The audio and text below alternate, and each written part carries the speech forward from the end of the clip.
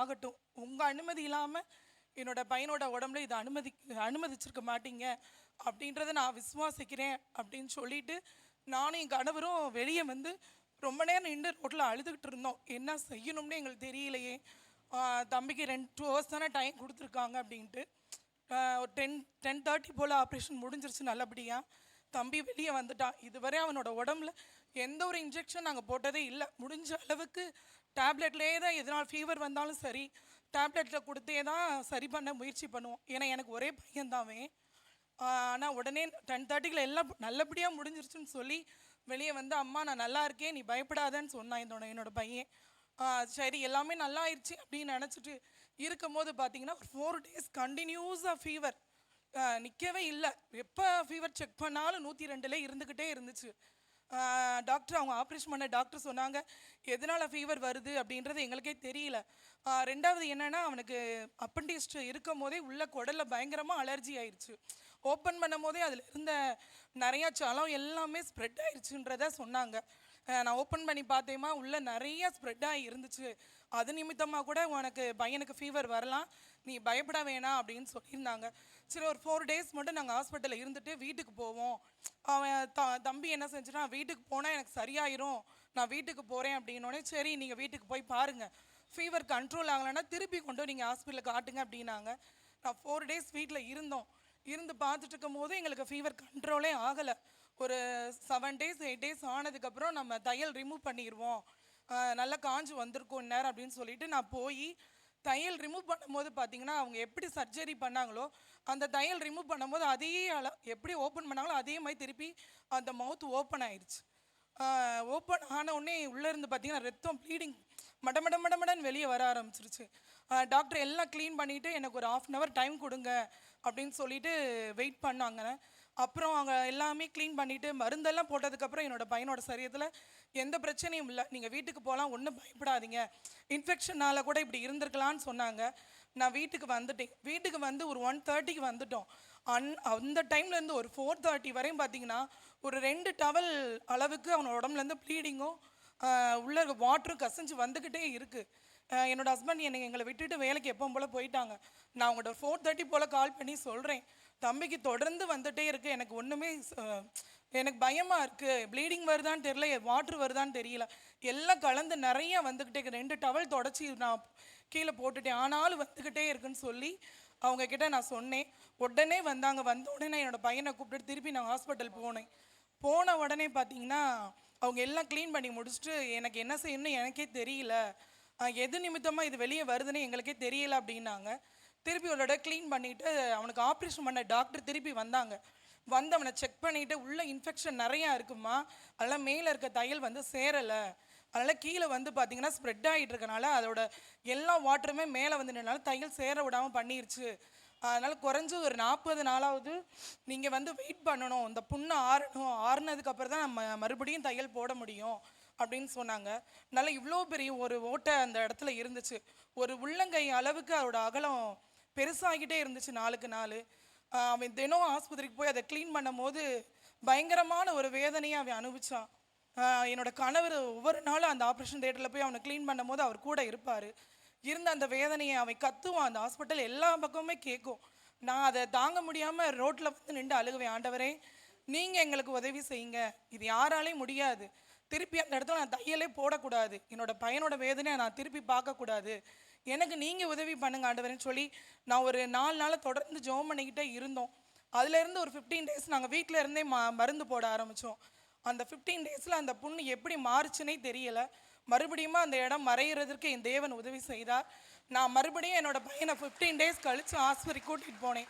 அங்கே டாக்டர் கேட்டாங்க எப்படி இது நடந்துச்சு, நான் 40 நாள் டைம் கொடுத்துருந்தேன், நீங்கள் என்ன பண்ணீங்கன்னாங்க.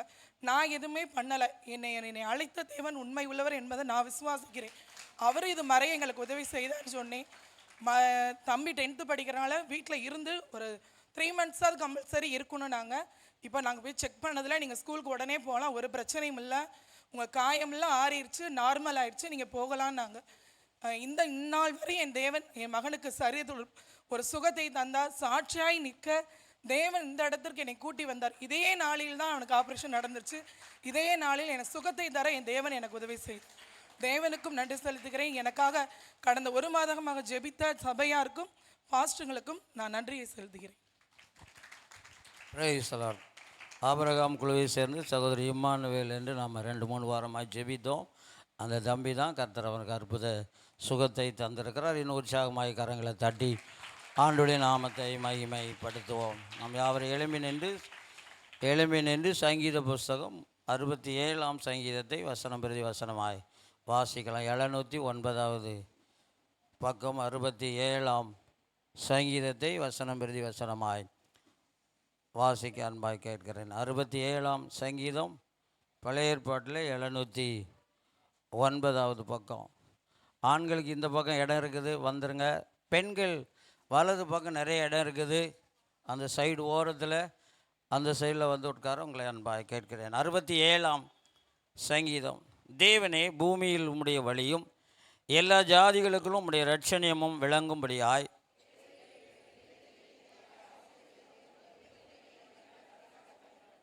தேவனே, ஜனங்கள் உம்மை துதிப்பார்களாக, சகல ஜனங்களும் உம்மை துதிப்பார்களாக.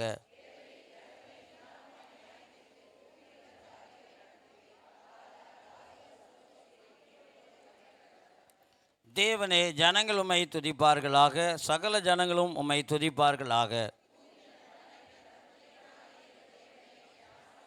சேர்ந்து வாசிப்போம். தேவன் எங்களை ஆசீர்வதிப்பார், பூமியின் எல்லைகளெல்லாம் அவருக்கு பயந்திருக்கும். அல்லேலூயா, அல்லேலூயா. ஆண்டுடைய வார்த்தைக்காய் கர்த்தரை ஸ்தோத்திரம் பண்ணுவோம். நன்றி ஆண்டவரே.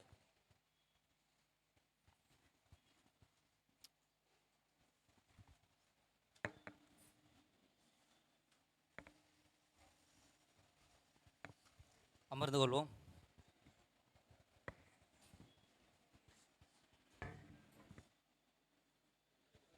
ஹல்லேலூயா, ஹல்லேலூயா. எத்தனை பேர் சந்தோஷமாக இருக்கிறீங்க? ஆமென். கர்த்தர் நல்லவர். அவரை நம்ம படைத்த தேவனை ஆராதிப்பது என்பது நமக்கு கிடைச்ச பெரிய ஸ்லாக்கியம். இன்னைக்கு உலகத்தில் உள்ள ஜனங்கள் ஆராதிக்கிறாங்க. உலகத்தில் உள்ள ஜனங்கள் தங்களோட நன்றிகளை செலுத்துகிறாங்க.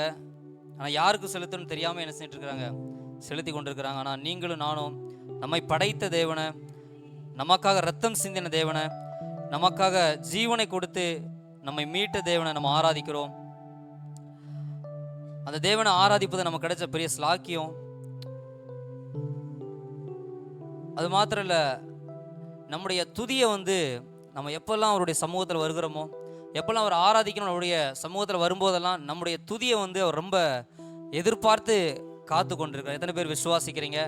நம்ம துதிக்க போகிற இந்த நாவிலிருந்து என்னென்ன வார்த்தைகளை சொல்லி என்னுடைய பிள்ளைகள் என்னை துதிக்க போகிறாங்க, என்னென்ன காரியத்தினால என்னை மகிமைப்படுத்த போகிறாங்க, எப்படிப்பட்ட ஆராதனை எனக்கு செய்ய போகிறாங்க அப்படின்னு சொல்லி அவர் நம்ம துதிப்பதற்கென்று கூடி வரும்போதெல்லாம் அந்த தூதர்கள் ஆராதிக்கிற ஆராதனையெல்லாம் காட்டிலும் இந்த ஆராதனையில் அவருடைய கண்கள் நோக்கமாக இருக்கிறது. எத்தனை பேர் விசுவாசிக்கிறீங்க?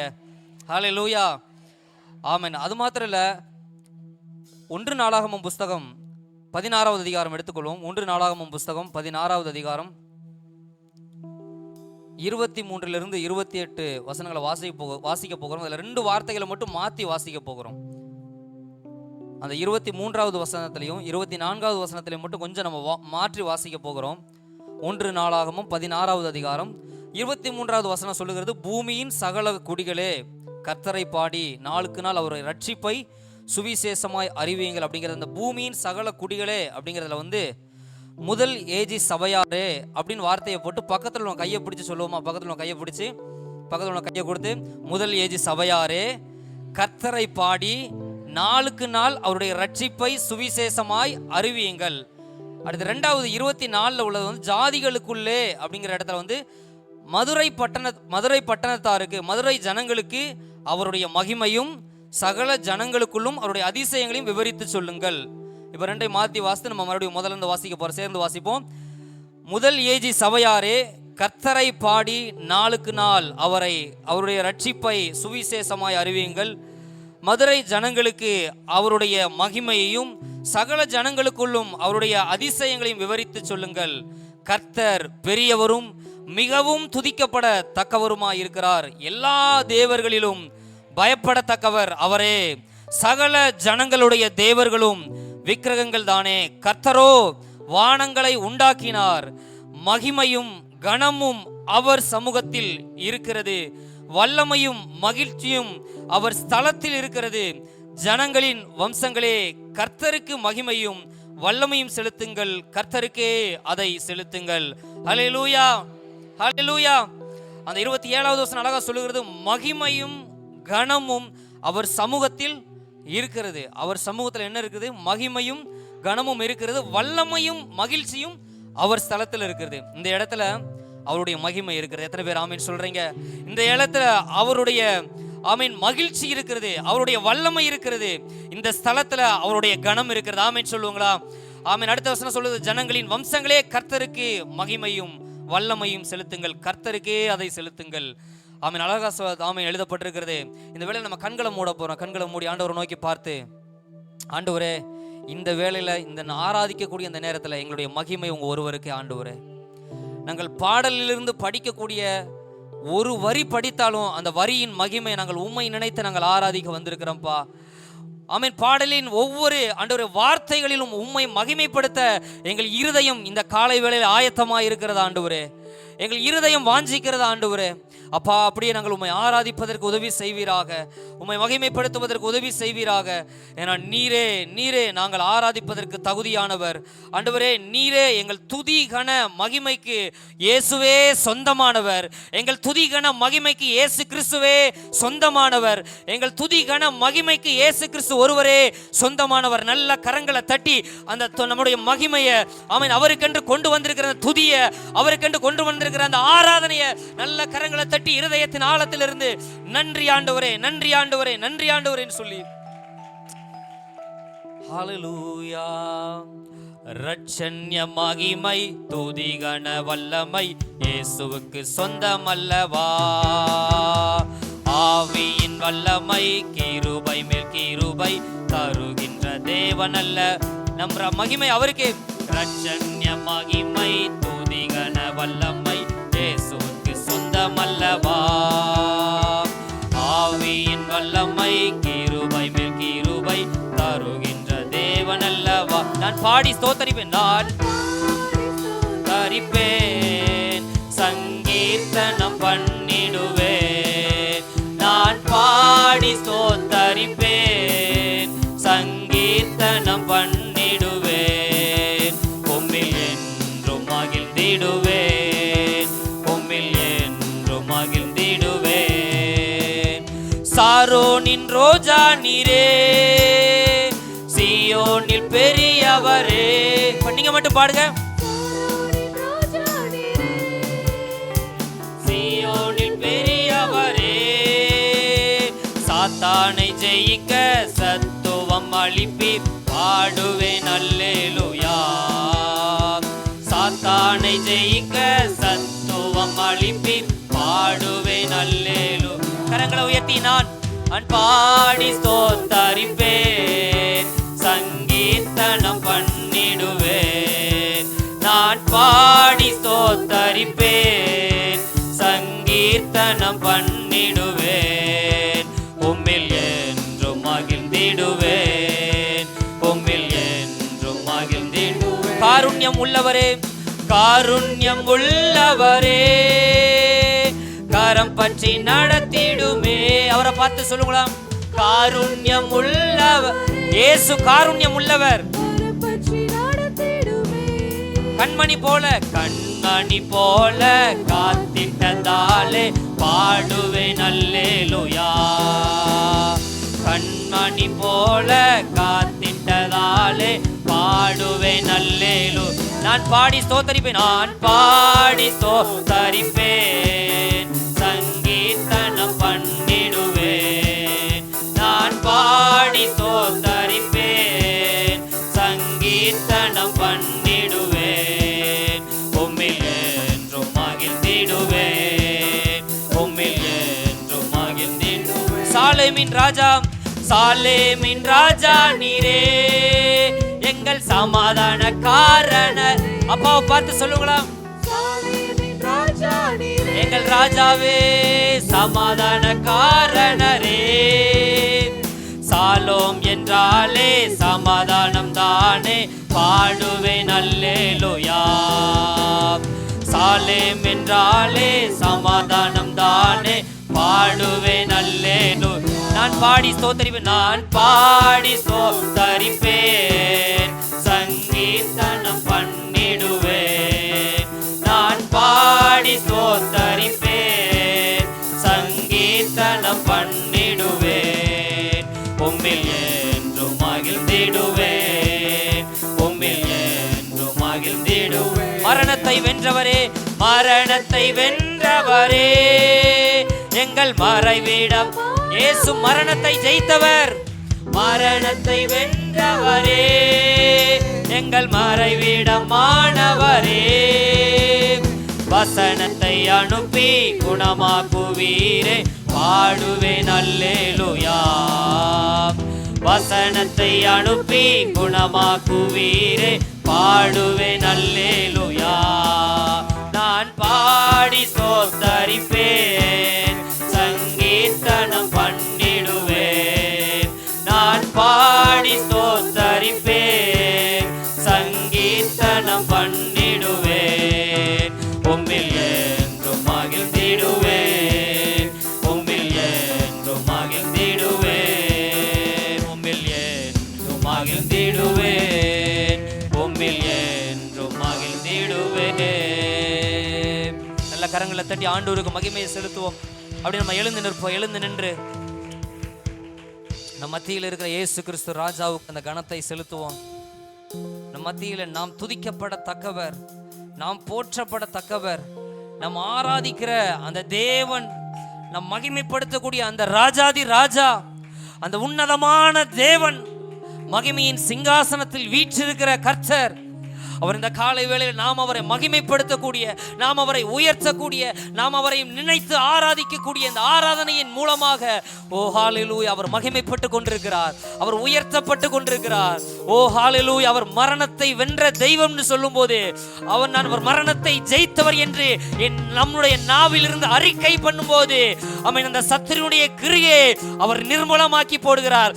நம்ம நாவிலிருந்து அவர் மரணத்தை ஜெயித்தவர்னு சொல்லும்போது நம்முடைய நாவிலிருந்து என் இயேசு மரணத்தை ஜெயித்த தெய்வம் என்று சொல்லும்போது நம் வாழ்க்கையில் சத்துரு கொண்டு வரக்கூடிய எல்லாவித தலைகளையும் நிர்மூலமாக்கி போடுகிறார். ஓ ஹalleluya ஹalleluya ஹalleluya. நம் நாவிலிருந்து ஆராதிக்கிற அந்த ஒவ்வொரு வார்த்தைகளின் கிரியையின்படி கர்த்தர் கிரியை செய்து கொண்டிருக்கிறார், கர்த்தர் யுத்தம் செய்து கொண்டிருக்கிறார். கர்த்தர் தம்முடைய வல்லமையை நாம் அவரை ஆராதிக்க ஆராதிக்க ஆராதிக்க நமக்காக நிரூபித்துக் கொண்டிருக்கிறார்.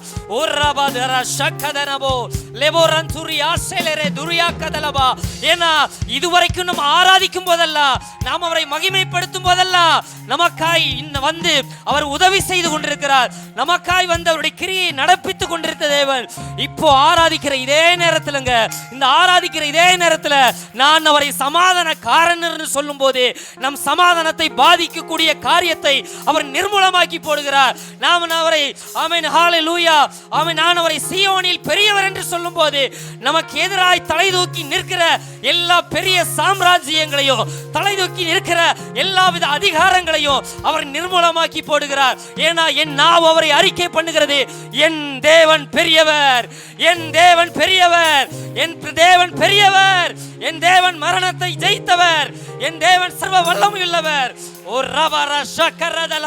அப்படி நாவுகள் அறிக்கை பண்ணட்டும், நாவுகள் அவரை துதிக்கட்டும், நாவுகள் அவரை துதிக்க துதிக்க, நாவுகள் அவரை மகிமைப்படுத்த மகிமைப்படுத்த.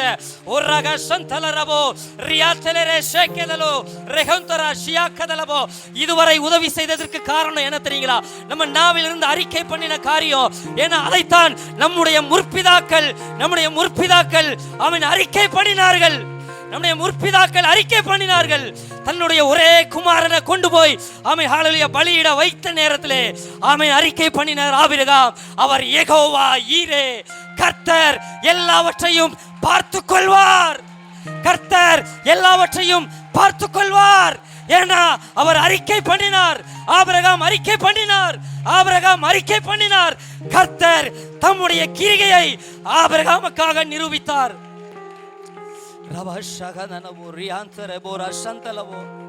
ரெண்டு கரங்களை உயர்த்தி ஆண்டவரை நோக்கி பார்த்து நம்ம நாவிலிருந்து இந்த வார்த்தையை அறிக்கை பண்ணுவோம்.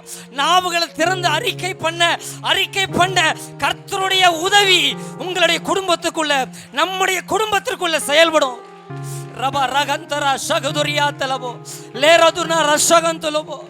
ஒவ்வொரு சூழ்நிலைகளிலும் ஒவ்வொரு தேவ மனிதர்களுக்கும், ஒவ்வொரு தேவ பிள்ளைகளுக்கும் கர்த்தருடைய உதவி எப்படி வந்துச்சு அப்படின்னா, எப்படி கர்த்தருடைய உதவி செயல்பட்டது அப்படின்னா, அவர்கள் தங்களுடைய நாவினாலே அறிக்கை பண்ணினார்கள். சாத்ராக், மேசாக், ஆபேத்நேகோ கொண்டு போய் தீச்சூளைக்குள்ள போடுவேன்னு சொல்லும் போது அவர்கள் அறிக்கை பண்ணினார்கள், நாங்கள் ஆராதிக்கிற தேவன் எங்களை தப்புவிக்க வல்லவராய் இருக்கிறார். ஹalleluya, ஹalleluya. இந்த காலை வேளையில நாவுகள் அப்படி அறிக்கை பண்ணட்டும், என் தேவன் என்னை தப்புவிக்க வல்லமை உள்ளவர்.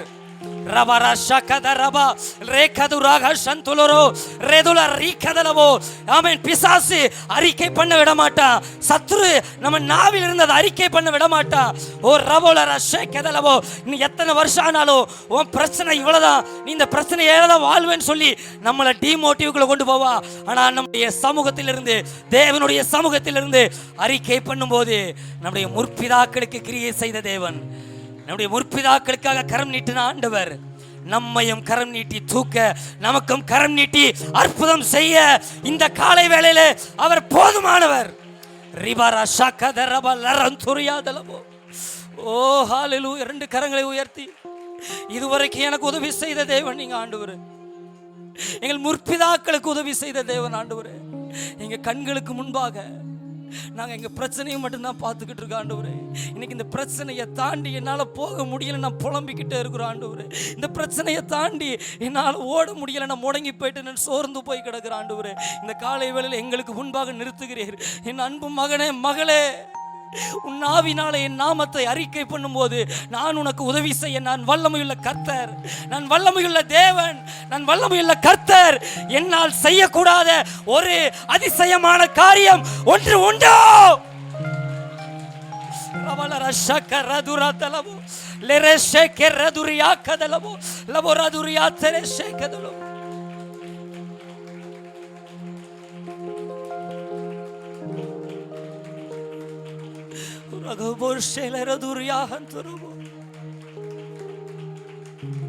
எங்க கண்களினால நாங்க பார்த்திருக்கிறோம் ஆண்டவரே. வேதாகமத்தில் அநேக தேவ மனிதர்களுடைய வாழ்க்கையில நாங்க பார்த்திருக்கிறோம் ஆண்டவரே, வாசித்திருக்கிறோம், நாங்க அதை உணர்ந்திருக்கிறோம் ஆண்டவரே, எங்க வாழ்க்கையிலே நாங்க அனுபவித்திருக்கிறோம். இந்த காலையில நாங்க விசுவாசிக்கிறோம் ஆண்டவரே, என் தேவன் எங்களை தப்புவிக்க வல்லமை உள்ளவர், என் தேவன் எங்களை தப்புவிக்க வல்லமை உள்ளவர். உம்மாலே நான் ஒரு சேனைக்குள் பாய்வேன், உம்மாலே எனக்கு முன்னே இருக்கிற எந்த மதிலையும் நான் தாண்டுவேன்.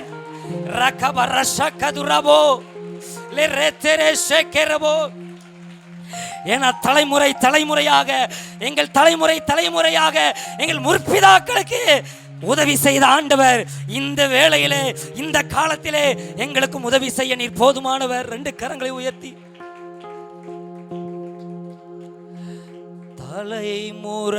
தலைமுறையா எங்கள் அடைக்கலம் ஆனீரையா, முற்பிதாக்கள் எங்கள் பரிசுத்த. ரெண்டு கரங்களை உயர்த்தி தாழ்மை ஆண்டவர் நோக்கி பார்த்து சொல்லுமா, தலைமுறை எங்கள் அடைக்கலம் ஆனீரே,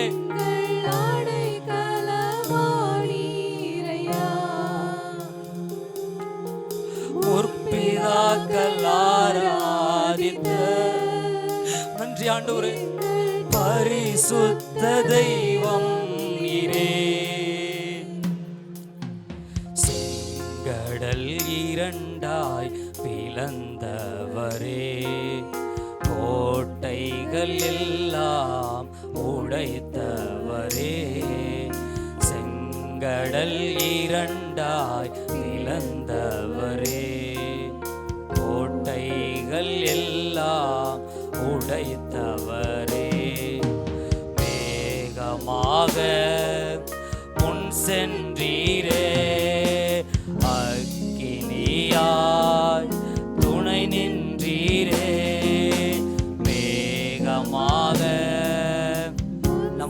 அவர்களுக்கு அப்படியே உதவி செய்தார்கள். 2 கரங்களை தலைமுறை தலைமுறை தலைமுறை தலைமுறையா எங்கள் அடைக்கலம் ஆனீரையா. முற்பிதாக்கள் ஆராதித்த எங்கள் பரிசுத்த தெய்வம் நீரே. ஆஹா தலைமுறை எங்கள் அடைக்கலம் ஆனீரையா. ஆஹா முற்பிதாக்கள் ஆராதித்த எங்கள் பரிசுத்த தெய்வம் நீரே. மாறாவின் தண்ணீரை கடக்க செய்தீர். மாறாவின் தண்ணீரை கடக்க செய்தீர். மதுரமாம் நீரூற்றை தந்து விட்டீர். மாறாவின் கடக்கிறீங்களா? கசப்பா இருக்குதா வாழ்க்கை? நீரூற்றை தந்து தாகமெல்லாம் தீர்த்தீரையா. ஜீவ தண்ணீர் தந்தீரையா. தாகமெல்லாம் தீர்த்தீரையா. ஜீவ தந்தி 2 கரங்களை உயர்த்தி எல்லோரும் சேர்ந்து தலைமுறையா எங்கள் அடைக்கலம் ஆனீரையா. ஆஹா முற்பிதாக்கள் ஆராதித்த எங்கள் பரிசுத்த தெய்வம் நீரே. ஆஹா தலைமுறை தலைமுறையா எங்கள் அடைக்கலம் ஆனீரையா. ஆஹா முற்பிதாக்கள் ஆராதித்த எங்கள் பரிசுத்த தெய்வம் நீரே. வாக்களித்த தேசம் இஸ்ரவேல் ஜனங்களுக்கு ஆண்டவர் வாக்கு கொடுத்துட்டா, நான் உங்களை கானான் தேசத்துக்கு கூட்டிட்டு போவேன்ட்டு. அந்த கானான் தேசத்தை சுதந்திரிக்கிற வரைக்கும், அந்த கானான் தேசத்தை அவர்கள் சுதந்திரிக்கிற வரைக்கும் பல போராட்டங்களை அவங்க சந்தித்தாங்க. பலர் அவர்களை எதிர்த்து வந்து அந்த கானான் தேசத்தை சுதந்திரிக்க முடியாதபடிக்கு பல தடைகளை கொண்டு வந்தாங்க. சத்ருவின் மூலமா தடைகள் வந்தது. அந்த ஆண்டவர் அவர்களுக்காக நியமித்த, அவர்களுக்காக வைத்திருக்கிற அந்த சுதந்திரத்தை அவன் சுதந்திரிக்க முடியாதபடிக்கு பல தடைகள். ஆனால் ஒன்னே ஒன்று, அவர்கள் அநேக நேரங்களில் அவன் கர்த்தரை நோக்கி அறிக்கை பண்ணினார்கள், கர்த்தரை நோக்கி பார்த்தார்கள்.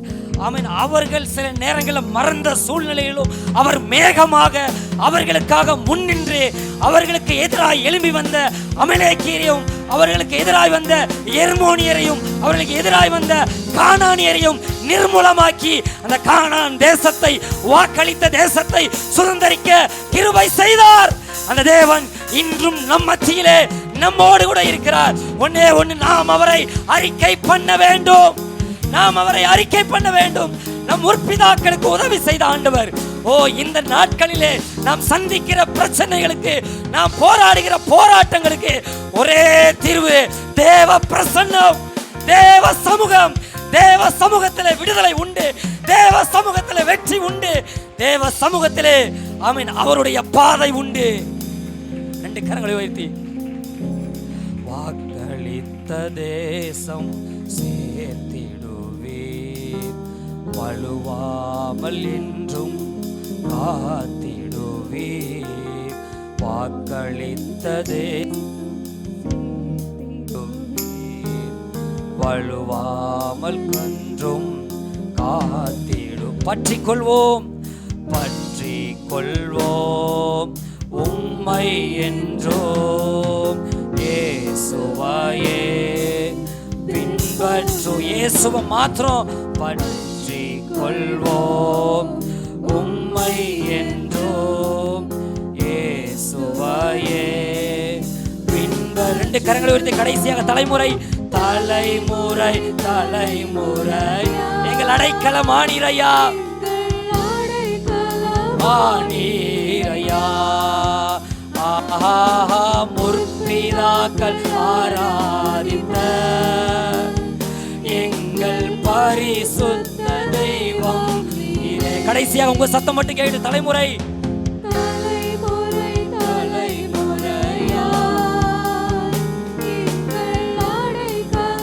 அவரை நம்மை அழைத்தவர், கரம் கைவிடாமல் நம்மை அழைத்து செல்பவர். முற்பிதாக்கள் ஆராதித்த எங்கள் பரிசுத்த. ஓ, நல்ல கரங்களை தட்டி ஆண்டவருக்கு மகிமை செலுத்துவோம். நல்ல கரங்களை தட்டி, எங்களை நீர் நடத்தி செல்ல, எங்களை நீர் நடத்தி செல்ல நீர் போதுமானவர் ஆண்டவரே. நாங்கள் உம்மை அறிக்கை பண்ணி எங்கள் முற்பிதாக்களை போல நாங்கள் உம்முடைய மகிமையை எங்களுடைய வாழ்க்கையில் பார்த்து இன்னும் உம்மை ஆராதிப்போம் ஆண்டவரே. பரிசுத்த கரத்தில் ஒப்பு கொடுக்கிறோம், அர்ப்பணிக்கிறோம் இயேசுவின் நாமத்தில் பிதாவே, ஆமென், ஆமென், ஆமென், ஆமென். கர்த்தர் நல்லவர், ஆமென். அப்படி அமர்ந்து கொள்வோம். இப்பொழுதும் ஆமென் ஒரு பாடலை படிக்கிற வேளைகளில் ஆமென் நாம் கர்த்தருக்கென்று ஆமென் கொண்டு வந்திருக்கிற தசமபாக காணிக்கை, பொருத்தனை காணிக்கைகளை நாம் செலுத்தி நம் ஆண்டவரை மகிமைப்படுத்துவோம். கர்த்தர் நல்லவர். கொடுக்கிற விஷயத்தில் நான் ஒவ்வொரு வாரமும் சொல்லுகிறோம், நீங்கள் உற்சாகமாய் கர்த்தருக்கென்று கொடுங்கள். உற்சாகமாய் கொடுக்கிற இடத்துல தேவன் பிரியமாய் இருக்கிறார். நீங்கள் அனுபவித்து பாருங்கள். ஆண்டவர் சொல்லியிருக்கிறார், வானத்தின் பலகணிகளை திறந்து இடங்கொள்ளாமற் போக மட்டும் உங்களை ஆசீர்வதிப்பேன். தேவை ஏராளமாக இருக்கிறது. நம்முடைய ஆலய கட்டுமானத்திற்கான பண தேவை. ஆகவே தாராளமாய் கொடுங்கள். கர்த்தர் உங்களையும் தாராளமாய் ஆசீர்வதிப்பார். சீக்கிரத்தில் இந்த வேலை முடிவதற்கு நீங்கள் தாராளமாய் கொடுக்கும்போது கர்த்தர் உங்களை ஆசீர்வதிப்பார். ஜெபிப்போம். பரிசுத்த பிதாவே, அன்புள்ள ஆண்டவரே, ஆசீர்வதிக்கப்பட்ட இந்த ஆராதனை வேளையில் நாங்கள் வெறுங்கையாய் உங்கள் சமூகத்தில் வராமல் நீர் எங்களுக்கு தந்த ஏராளமான நன்மைகள் ஆசீர்வாதங்களில் இருந்து ஒரு பகுதியை உமக்கென்று நாங்கள் கொடுக்கும்படி வந்திருக்கிறோம். உடைய பிள்ளைகளை ஆண்டவரை மனம் திறந்து கொடுக்கத்தக்கதாக உடைய இருதயத்திலே கர்த்தர் ஏவும்படியாய் செபிக்கிறோம். அதற்கேற்ற பலனை நிறைவாய் உடைய பிள்ளைகள் அனுபவிக்கும்படியாக கர்த்தர் ஆசீர்வதிப்பீராக. குறிப்பாக எங்களுடைய ஆலயத்தின் ஆண்டவரை கட்டுமான தேவைகளுக்காக கர்த்தர் அதை சந்திக்க நாங்கள் செபிக்கிறோம். படைக்கப்படுகிற தசமபாக காணிக்கைகள், ஆலய கட்டுமானத்திற்கான காணிக்கைகள், பொருத்தனை காணிக்கைகள், ஏனமும் ஆண்டவரை மிஷனரி ஊழியத்திற்கான காணிக்கைகள் எல்லாவற்றையும் தேவன் ஆசீர்வதிப்பீராக. இயேசுவின் மூலம் பிதாவே, ஆமென். மிகுந்த ஆனந்த சந்தோஷம் என் கர்த்தர் என்னோடு இருப்பதால், மிகுந்த ஆனந்த சந்தோஷம் என் கர்த்தர் என்னோடு இருப்பதால், குறையில்லையே குறையில்லையே என் கர்த்தர் என் மேய்ப்பர்.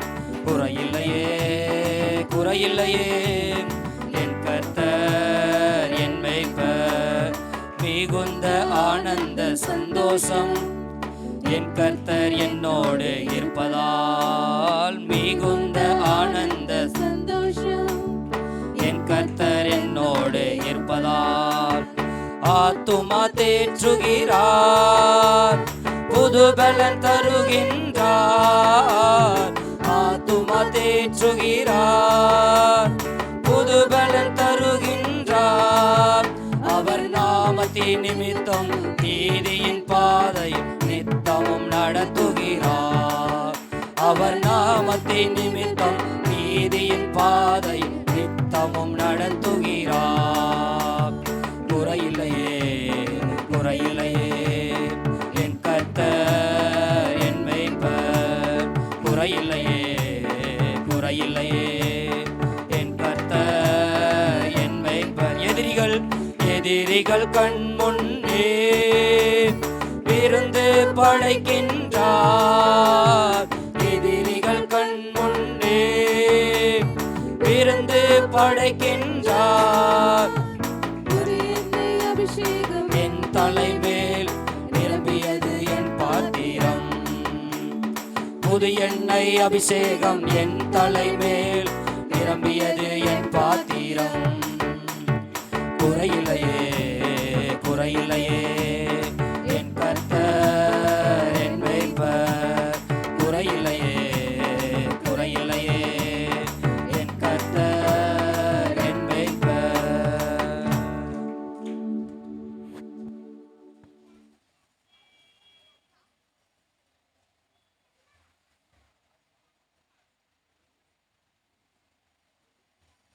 பிரைஸ்லாம் நம்ம அப்படியே கண்களை மூடி நம்முடைய தலைமை போதுகிற அவர்களுக்காக நம்முடைய பலவீனங்களை கர்த்தர் முற்றிலுமாய் மாற்றி நம்முடைய மத்தியிலே சீக்கிரம் கொண்டு வரும்படியாக எல்லாரும் கரங்களை உயர்த்தி வாய்களை திறந்து எல்லாரும் ஒரு பாரத்தோடு கூட ஆண்டவரே எங்களுடைய மேய்ப்பருக்காக நாங்கள் உங்கள் சமூகத்தில் வருகிறோம்.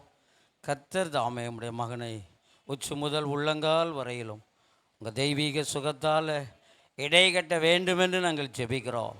தேவனுடைய பிரசனம் நாங்கள் ஜெபிக்கிற இந்த நேரத்தில் அவர்கள் இருக்கிற இடத்தை மூடும்படியாக நீர் பரிகாரியாய் வெளிப்பட நாங்கள் ஜெபிக்கிறோம். உடைய கால்களில் உள்ள எல்லா பாதிப்புகளையும் கர்த்தர் மாற்றும்படியாக ஒரு அற்புதத்தை செய்ய நாங்கள் ஜெபிக்கிறோம். நீர் அற்புதங்களின் தேவன், நீர் இன்றைக்கும் மாறாதவர். உம்முடைய ஆளுகைக்குள்ளே நாங்கள் ஒப்பு கொடுக்கிறோம். கர்த்தர் அப்படியே செய்ய போகிறபடியினால் நன்றி செலுத்துகிறோம். கரங்களை தட்டி கர்த்தரை மகிமைப்படுத்துவோம். நன்றி ஆண்டவரே, நன்றியோடு துதிக்கிறோம். ஆண்டுடைய நாமம் மகிமைப்பட. கர்த்தருடைய பரிசுத்த நாமம் மகிமைப்படுவதாக. இந்த கால வேளையிலே உங்களை எல்லாரையும் பார்ப்பதும் கர்த்தருடைய வார்த்தையை உங்களோடு பகிர்ந்து கொள்வதற்கு கர்த்தர் தந்த தருணத்திற்காக நான் கர்த்தரை நன்றியோடு ஸ்தோத்திரிக்கிறேன். இந்த ஃபேன் காற்று எனக்கு வேண்டாம். முன்னாடி கூட வைங்க, எல்லாம் நோட்ஸ் எல்லாம் பறந்துடும். செய்திக்கு போவதற்கு முன்பதாக ஒரு சில காரியங்களை உங்களோடு பகிர்ந்து கொள்ள விரும்புகிறேன். போதகரையாவோடு பேசும் பொழுது நான் சொன்னேன். அவள் சொன்னாங்க, உனக்கு அது இதாக இருந்துச்சுன்னா, நீ லீடிங் இருந்துச்சுன்னா நீ பேசு அப்படின்னு சொன்னாங்க. அதை நான் உங்களோடு பேசும்படியாக நான் வாஞ்சிக்கிறேன், விரும்புகிறேன். ஃபேன் ரொம்ப இதாக இருக்குங்க. நம்ம சர்ச்சினுடைய காணிக்கை கவர் உங்கள் எல்லாருக்கும் தெரியும். எல்லாருக்கும் அது நல்ல பழக்கமான ஒரு இது தான். இதில் நிறைய டீட்டெயில்டு ஆஃபரிங் போடுறதுக்காக தசமபாகம், ஆலய கட்டுமானம், ஆலய சந்தா, பெண்கள் ஐக்கியம், ஆண்கள் ஐக்கியம் அப்படின்னு சொல்லி ஒவ்வொன்றாக வருகிறது. கடைசி இது ₹1 நிதி திட்டம் என்று சொல்லி வருகிறது. அது எத்தனை பேர் நீங்கள் கவனித்திருக்கிறீங்க? அது எதற்காக என்று சொல்லி புரிந்து கொண்டிருக்கிறீர்கள்? எதற்காக என்று சொல்லி புரிந்து அதை செயல்படுத்துகிறீர்களா, அதை உபயோகிக்கிறீர்களா என்று கேட்டால் வெகு சிலர் என்பதை நான் அறிந்தபடியினால் பாஸ்டர்கிட்ட நான் பேசினேன். நமக்கு இப்போ பொருளாதார ரீதியில் கொஞ்சம் பின்தங்கி இருக்கிறனால வேலைகள் நிற்கப்பட்டு இருக்கிறது. ஆகவே நான் பாஸ்டர் இடத்துல கேட்டு இதை பற்றி பேசலாமா என்று சொல்லி, தாராளமாக கர்த்தர் நடத்தினால் பேச என்று சொன்னார்கள். அது ஒரு நேர உணவிலே ₹1 கர்த்தர் எனக்கு காலை ஆகாரத்தை தந்திருக்கிறார். எனக்கு மாத்திரமல்ல, என் குடும்பத்திற்கும் தந்திருக்கிறார் என்று சொன்னால், குடும்பத்தில் எத்தனை பேர் இருக்கிறோமோ அத்தனை பேருக்கும் அந்த ₹1, ஒரு ஆளுக்கு ₹1 அப்படிங்கிற வீதத்தில் 5 பேர் இருக்கிறோம் என்று சொன்னால், தாய் தகப்பன் 3 பிள்ளைகள் என்று சொன்னால் ₹5 எடுத்து வைக்க வேண்டும். மதிய சாப்பாடு அதற்கு ஒரு ₹5, ராத்திரி சாப்பாடு அதற்கு ஒரு ₹5. ஈவினிங் ஸ்நாக்ஸை பற்றி கவலை இல்லை, நம்ம எப்பப்போ வடை காஃபி சாப்பிடணுமோ அப்போ சாப்பிடுவோம், அதனால் அதை கூட விட்டுருங்க. இந்த 3 வேளை ஆகாரத்திற்கும் 5 15 அப்போ ஒரு நாளைக்கு ₹15 ஒரு குடும்பத்தார் கொடுக்குறீங்க என்று சொன்னால், ஒரு மாதத்திற்கு எவ்வளோ என்று சொல்லி நீங்கள் கால்குலேட் பண்ணி பாருங்கள். அப்படி அதை உண்மையாய் நம்ம கொடுப்போன்னு சொன்னால் அது ஒரு பெருந்தொகையாக நமக்கு வரும். நம்முடைய சபையில் கிட்டத்தட்ட 400 குடும்பமாக வருகிறவர்கள் 400 பேர், தனிப்பட்ட முறையில் வருகிறவர்கள் ஒரு சிலர் இருக்கிறீர்கள். ஆகவே இந்த குடும்பமாக 400 குடும்பம் உண்மையாக அவங்க வீட்டில் எத்தனை எண்ணிக்கை இருக்கிறாங்களோ அதுக்கு தகுந்தாற்போல் கொடுத்தாங்கன்னா மிகவும் பிரயோஜனப்படும். நான் பெருமைக்காக சொல்லவில்லை. இந்த ₹1 நிதி திட்டம் ஆரம்பித்த அந்த நாளிலிருந்து இன்று வரை கர்த்தர் என்னை அறிவார். எனக்கு மாத்திரமல்ல, என் பிள்ளைகள், என் குடும்பத்திற்கு மாத்திரமல்ல, எங்கள் வீட்டில் எங்கள் மேஜையில் உட்காந்து எங்களோடு சாப்பிடுகிறவர்களையும் எண்ணி அவர்களுக்காகவும் நான் அந்த ₹1 நிதி திட்டத்தில் நான் செலுத்துகிறேன். கர்த்தர் அந்த கிருபை எனக்கு தந்திருக்கிறார். இதுவரைக்கும் அதை உண்மையாய் நான் செய்து கொண்டிருக்கிறேன். ஆகவே நீங்கள் அதை செய்வீங்க என்று சொன்னீங்கன்னா அது ஒரு பெரிய பழுவாக நமக்கு தோன்றாது. ஐயோ பணம் இல்லையே என்று தோன்றாது. அன்னன்னைக்கு அந்த நம்ம சாப்பிடுகிற எந்த இடத்துல நம்ம எல்லோரும் உட்காந்து சாப்பிட போகிறோமோ அந்த இடத்துல ஒரு உண்டியல் பெட்டி மாதிரி கூட போட்டுக்கோங்க, அல்லது ஒரு டப்பா வச்சுக்கோங்க. அதில் நீங்கள் போட்டு அப்படி சேகரிப்பீர்கள் என்று சொன்னால் அது மிகுந்த ஆசீர்வாதமாக இருக்கும். நிச்சயமாக அதுக்குரிய பலனை நீங்கள் ஒவ்வொருவரும் அனுபவிப்பீர்கள். நீங்கள் மாத்திரமல்ல, உங்களுடைய பிள்ளைகள், பிள்ளைகள் பின் சந்ததி எல்லாரும் அதை அனுபவிப்போம். கர்த்தர் உங்கள் ஒவ்வொருவரையும் ஆசீர்வதிப்பாராக.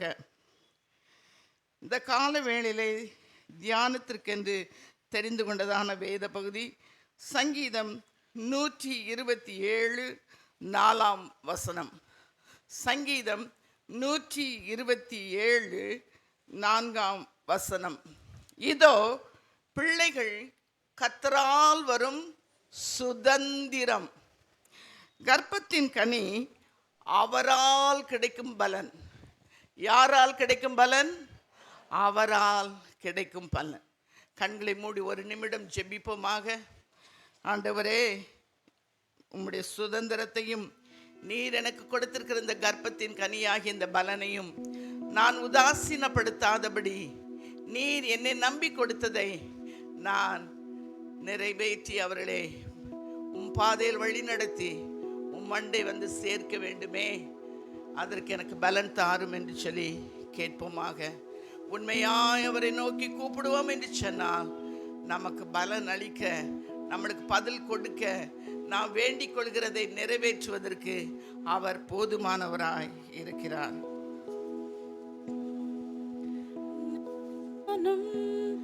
என் வீட்டாரும்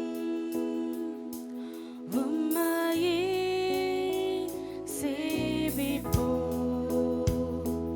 உமக்காய் ஓடுவோ,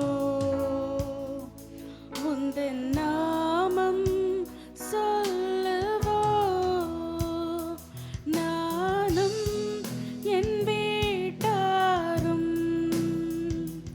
உம்மையே சேவிப்போ,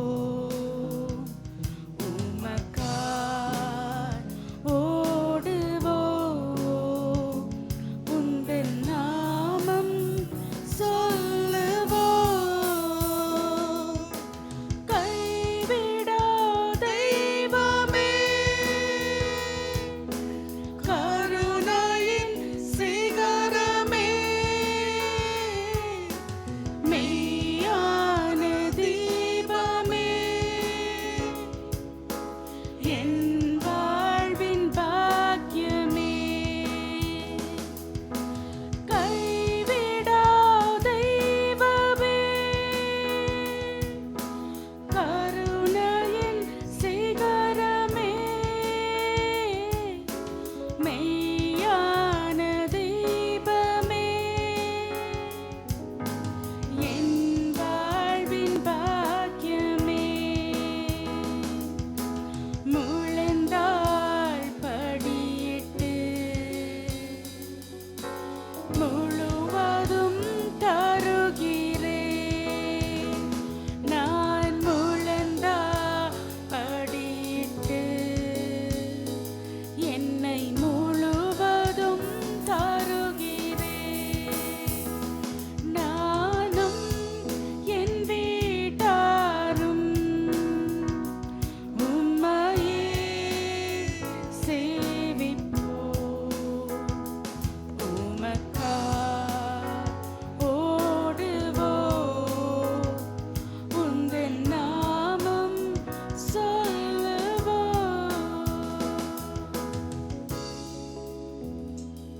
சர்வ வல்லமை உள்ள எங்கள் அன்பின் பரலோக பிதாவே, இந்த கால வேளைக்காய் நன்றியோடு ஸ்தோத்திரிக்கிறோம். தேவரீர் எங்களுக்கு தந்த இந்த நல்ல பாக்கியத்திற்காக நன்றியோடு ஸ்தோத்திரிக்கிறோம். உம்மை எங்களுடைய தெய்வமாய் கொண்டிருக்கிற பாக்கியத்தை நீர் எங்களுக்கு தந்ததுக்காய் ஸ்தோத்திரம் ஆண்டவரே. எங்களுக்கு மாத்திரமல்ல, எங்களுடைய பிள்ளைகள் பிள்ளைகள் பிள்ளைகள் பிள்ளைகள் என்று சொல்லி பின் சந்ததிக்கும் அதை நாங்கள் உண்மையாய் அறிவிக்க என் தேவன் எங்களுக்கு கிருபை பாராட்டுங்கப்பா ஆண்டவரே. எந்த விதத்திலும் சத்ருவானவன் எங்களுடைய குடும்பங்களிலே எங்களுடைய பிள்ளைகளின் மேலே கை வைக்காதபடி கர்த்தர் எங்களை எல்லாரும் உடைய இரத்த கோட்டைகள் மறைத்து கொள்ளுங்கப்பா. ஒருவேளை ஒருவேளை ஒருவேளை உலகத்தின் பின்னே உலகத்தின் காரியங்களிலே நாங்கள் எங்களில் யாராவது சிக்கி இருந்தால் கிருபையா எங்கள் மேல் இறங்கி எங்களை மன்னித்து எங்களை மீண்டும் உடைய பாதையில் நடத்தும்படியாய் ஜெபிக்கிறேனப்பா. உம்முடைய கிருபை எங்களை தாங்கட்டும், உம்முடைய கிருபை எங்களை தாங்கட்டும். எங்களிலே வல்லமை பலன் ஒன்றுமில்லாமல் குன்றி போய் இருக்கிறோமையா, எங்களை ஒரு விசை பலப்படுத்துங்கப்பா. உம்முடைய பலத்தினால் நீங்கள் எடை கட்டும் பொழுது ஆண்டவரே, உம்மை போல நாங்கள் மாற, நீர் விரும்புகிற அந்த பரிசுத்தத்தை பெற்றுக்கொள்ள ஐயா, உமக்கு உண்மையாய் சேவிக்க, இன்னும் அநேகர் ஆதாயப்படுத்த கிருபையை எங்கள் ஒவ்வொருவருக்கும் நீ தந்துள்ளபடியாய் ஜெபிக்கிறோம். இந்த வேத வாக்கியத்தை நீர் எங்களுக்கு ஆசீர்வதித்து தாரும். எங்களுடைய மனக்கண்கள் திறக்கப்படட்டும் ஆண்டவரே, எங்களுடைய மனக்கண்கள் திறக்கப்படட்டும் ஆண்டவரே.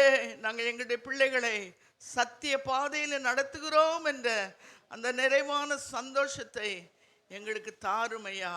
நீர் அப்படி தரப்போகிற தயவுக்காய் நன்றியோடு ஸ்தோத்திரிக்கிறோம். ஆசீர்வதிங்க, பலப்படுத்துங்க, கிருபையின் கீழ் எங்களை ஒப்பு கொடுக்கிறோம். இயேசுவின் மூலம் வேண்டுகிறோம் ஜீவனுள்ள நல்ல பிதாவே, ஆமென், ஆமென், ஆமென். இந்த சங்கீதத்தினுடைய தொடக்கத்தில் போட்டிருக்கிறது சாலமோன் பாடின ஆரோகண சங்கீதம். சங்கீதம் என்று சொன்ன உடனே தாவீது தான் நம்ம மனதில் வருகிறது. தாவீது தான் பாடியிருப்பான்னு சொல்லி ஒருவேளை அநேகருக்குள்ள இந்த வசனத்தை குறித்து நானுமே இந்த வார்த்தையை கர்த்தர் எனக்கு கொடுத்து இந்த வார்த்தையை நான் தியானிக்கும் போது தான் நானே அதை கண்டுபிடிச்சேன். பரவாயில்லையே, சாலமோன் எழுதியிருக்கிறாரு. அந்த இடத்துல நான் வாசிக்கும் பொழுது அதுக்கப்புறமாக பிரசங்கி 1ஆம் அதிகாரத்தில் சில வசனங்களை வாசிக்கும்போது எனக்கு வந்தது, சாலமோன் தேவனிடத்தில் ஞானத்தை கேட்டான். தேவன் அவனுக்கு ஞானத்தை மாத்திரமல்ல, அதோடு கூட சம்பத்தையும் ஐஸ்வர்யங்களையும் எல்லாம் வச்சும் கொடுத்தார். ஒன்றிலும் அவன் குறைவுபடாதபடி அவனுக்கு ஒத்து வேற அந்த ராஜாவும் அதற்கப்புறம் இல்லை, அதற்கு முந்தியும் இல்லை என்று சொல்லத்தக்க அளவில் கர்த்தர் அவனை அபரிதமாய் ஆசீர்வதித்தார். அவன் என்னென்ன விதத்தில் தன்னை சந்தோஷப்படுத்தி கொள்ள வேண்டுமோ அத்தனை விதத்திலும் அவன் தன்னை சந்தோஷப்படுத்தி கொண்டாலும் அவன் கடைசியில் சொன்னான், எல்லாம் மாயை, மாயை, மாயை, மனதிற்கு சஞ்சலம் என்று சொல்லுகிறான். அவன் சொல்றான், கர்த்தர் அல்லாமல் நம்முடைய வாழ்க்கையில் ஒன்றுமே இல்லைங்கிறது ருசி பார்த்ததுக்கு அப்புறமாக தான் இந்த வசனத்தை அவன் எழுதியிருக்க வேண்டும் என்று சொல்லி நம்புகிறேன். நம்முடைய சுய பிரயாசத்தினால 2 பேர் கல்யாணம் ஆயாச்சு, ஆணும் பெண்ணும் கல்யாணம் ஆயாச்சு, அதனால் நமக்கு பிள்ளைகள் இனிமே பிறக்கும். நோ நோ நோ, தவறாக யாரும் புரிந்து கொள்ள வேண்டாம். இதில் தெளிவாக சொல்லியிருக்கிறது, இதோ கர்த்தரால் வரும் சுதந்திரம். அது உங்கள் இஷ்டத்துக்கு நீங்கள் ஆடாதீங்க, உங்கள் இஷ்டத்துக்கு நீங்கள் நினைக்காதீங்க, தப்பு கணக்கு போடாதீங்க. பிள்ளைகள் கர்த்தரால் வரும் சுதந்திரம். அந்த சுதந்திரத்தை நாம் போற்றி பாதுகாக்கவில்லை என்று சொன்னால் ஒருத்தன் தூக்கிட்டு போகிறதுக்கு ரெடியாக இருக்கிறான். அவன் வாசற்படியில் காத்திருக்கான், கொஞ்சம் கொஞ்சமாக நுழைஞ்சி உள்ளுக்குள்ளே வர்றதுக்கே ரெடியாக இருக்கான். ஏதேன் தோட்டத்திற்குள்ளே வந்தவன் நம்ம வீடு எம்மாத்திரம். ஆகவே மிகவும் கவனம் செலுத்த வேண்டும். ஆகவே இந்த பிசாசானவன் நம்முடைய பிள்ளைகளை களவாண்டு போய்விடாதபடிக்கு நாம் அவர்களுக்காக உத்தரவாதம் பண்ண வேண்டும். இவர்கள் நமக்கு தேவனால் கொடுக்கப்பட்டது என்று சொல்லி சாலமோன் சொல்லுகிறான். சாலமோன் சொல்லும் பொழுது பிரசங்கி 2ஆம் அதிகாரத்தில் 24ஆம் வசனத்தில் அவன் சொல்லுகிறான், எல்லாம் தேவனுடைய கரத்தில் இருந்து வருகிறது. எல்லாமே நாம் பெற்று அனுபவிக்கிற ஆசீர்வாதங்கள் எல்லாமே தேவனுடைய கரத்திலிருந்து வருகிறது வழிய நம்முடைய சுய பிரயோஜனத்தினால் அல்ல என்று சொல்லி அவன் தெளிவாக அந்த இடத்துல போடுகிறான். சர்வ ஞானி, அவனுக்கு மறைவானது ஒன்றுமில்லாதபடி எல்லாவற்றையும் கர்த்தர் அவனுக்கு கொடுத்தார். அவன் எல்லாவற்றையும் அறிந்து ஆராய்ந்து 1ஆம் அதிகாரம் 13ஆம் வசனம் என்று நினைக்கிறேன், எல்லாவற்றையும் ஆராய்ந்து சோதித்து பார்த்து அதுக்கப்புறம் அவன் சொல்றான் நமக்கு அந்த பிரசங்கி புஸ்தகத்தில், மாயை மாயை எல்லாம் மாயை என்று சொல்லி. ஆகவே அவன் சொல்லுகிறதா அந்த காரியம் என்னவென்றால், இது பியூர்லி காட்ஸ் கிரேஸ், தேவன் நமக்கு கிருபையாய் இந்த பிள்ளைகளை தந்திருக்கிறார் என்று சொல்லி அவன் சொல்லுகிறான். இந்த கர்த்தரின் அனுகிரகம் நம்மள இல்லை என்று சொன்னால் நம்மால் ஒன்றுமே செய்ய முடியாது. பிரசங்கியின் புஸ்தகம் 5ஆம் அதிகாரம் 19ஆம் வசனத்திலே தெளிவாக சொல்லப்பட்டிருக்கு. யாராவது எடுத்தவங்க உடனே வாசிங்க. தேவன் ஐஸ்வர்யத்தையும் சம்பத்தையும் எவனுக்கு கொடுத்திருக்கிறாரோ அவன் அதிலே புசிக்கவும் தன் பங்கை பெறவும் தன் பிரயாசத்திலே மகிழ்ச்சியாய் இருக்கவும் அவனுக்கு அதிகாரம் அளிப்பது தேவனுடைய அனுக்கிரகம். தேவனுடைய அனுக்கிரகம். அவர் அனுக்கலைன்னா எவ்வளோ சம்பத்து இருந்தாலும் சரி, கோடி கோடியாக வீட்டில் எல்லா ஆசீர்வாதங்கள் எல்லாம் இருந்தாலும் சரி, அதை ஒன்றை கூட என்ன செய்ய முடியாதான், அனுபவிக்க முடியாது. எங்கள் மாமனார் சொல்லுவாங்க, ஒரு பெரிய பணக்காரர் செல்வந்தன் இருந்தார். அவருக்கு ஒன்றிலும் குறைவில்லாமல் இருந்தார். ஆனால் கொஞ்சம் நாட்கள் ஆனதுக்கப்புறம் அவருக்கு நம்ம ஊரில் நம்ம எல்லாரையும் போட்டு அலக்கழிக்கிறதான டயபெட்டிக் சுகர் வியாதி வந்து அதற்கப்புறமாக அவரால் ஒன்றுமே சாப்பிட முடியல.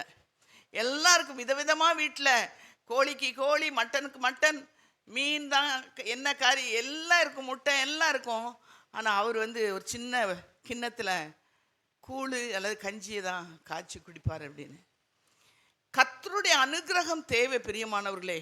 இன்னைக்கு நம்ம நினைக்கிறோம், என்னுடைய சொந்த பலனால என் சொந்த முயற்சினால நான் எல்லாவற்றையும் சாதித்து விடுவேன்னு சொல்லி அதை தான் நாம் பிள்ளைகளுக்கும் கற்றுக் கொடுக்குறோம். நீ நல்லா படிச்சிடணும், நீ நல்லா வந்துடணும், பெரிய வேலைக்கு வந்துடணும், அது இருந்த கை நிறைய சம்பாதிச்சா போதும். இல்லை பிரியமானவர்களே, உபாகமம் 8, 17, 18 வசனங்களிலே கர்த்தர் தெளிவாக சொல்லுகிறார், என் சாமர்த்தியம் என் கை பலன் என்று இந்த ஐஸ்வர்யத்தை எனக்கு சம்பாதித்தது.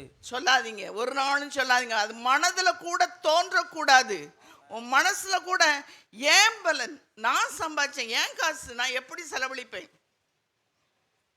அது கிருபையாய் கர்த்தர் நமக்கு கொடுத்தது.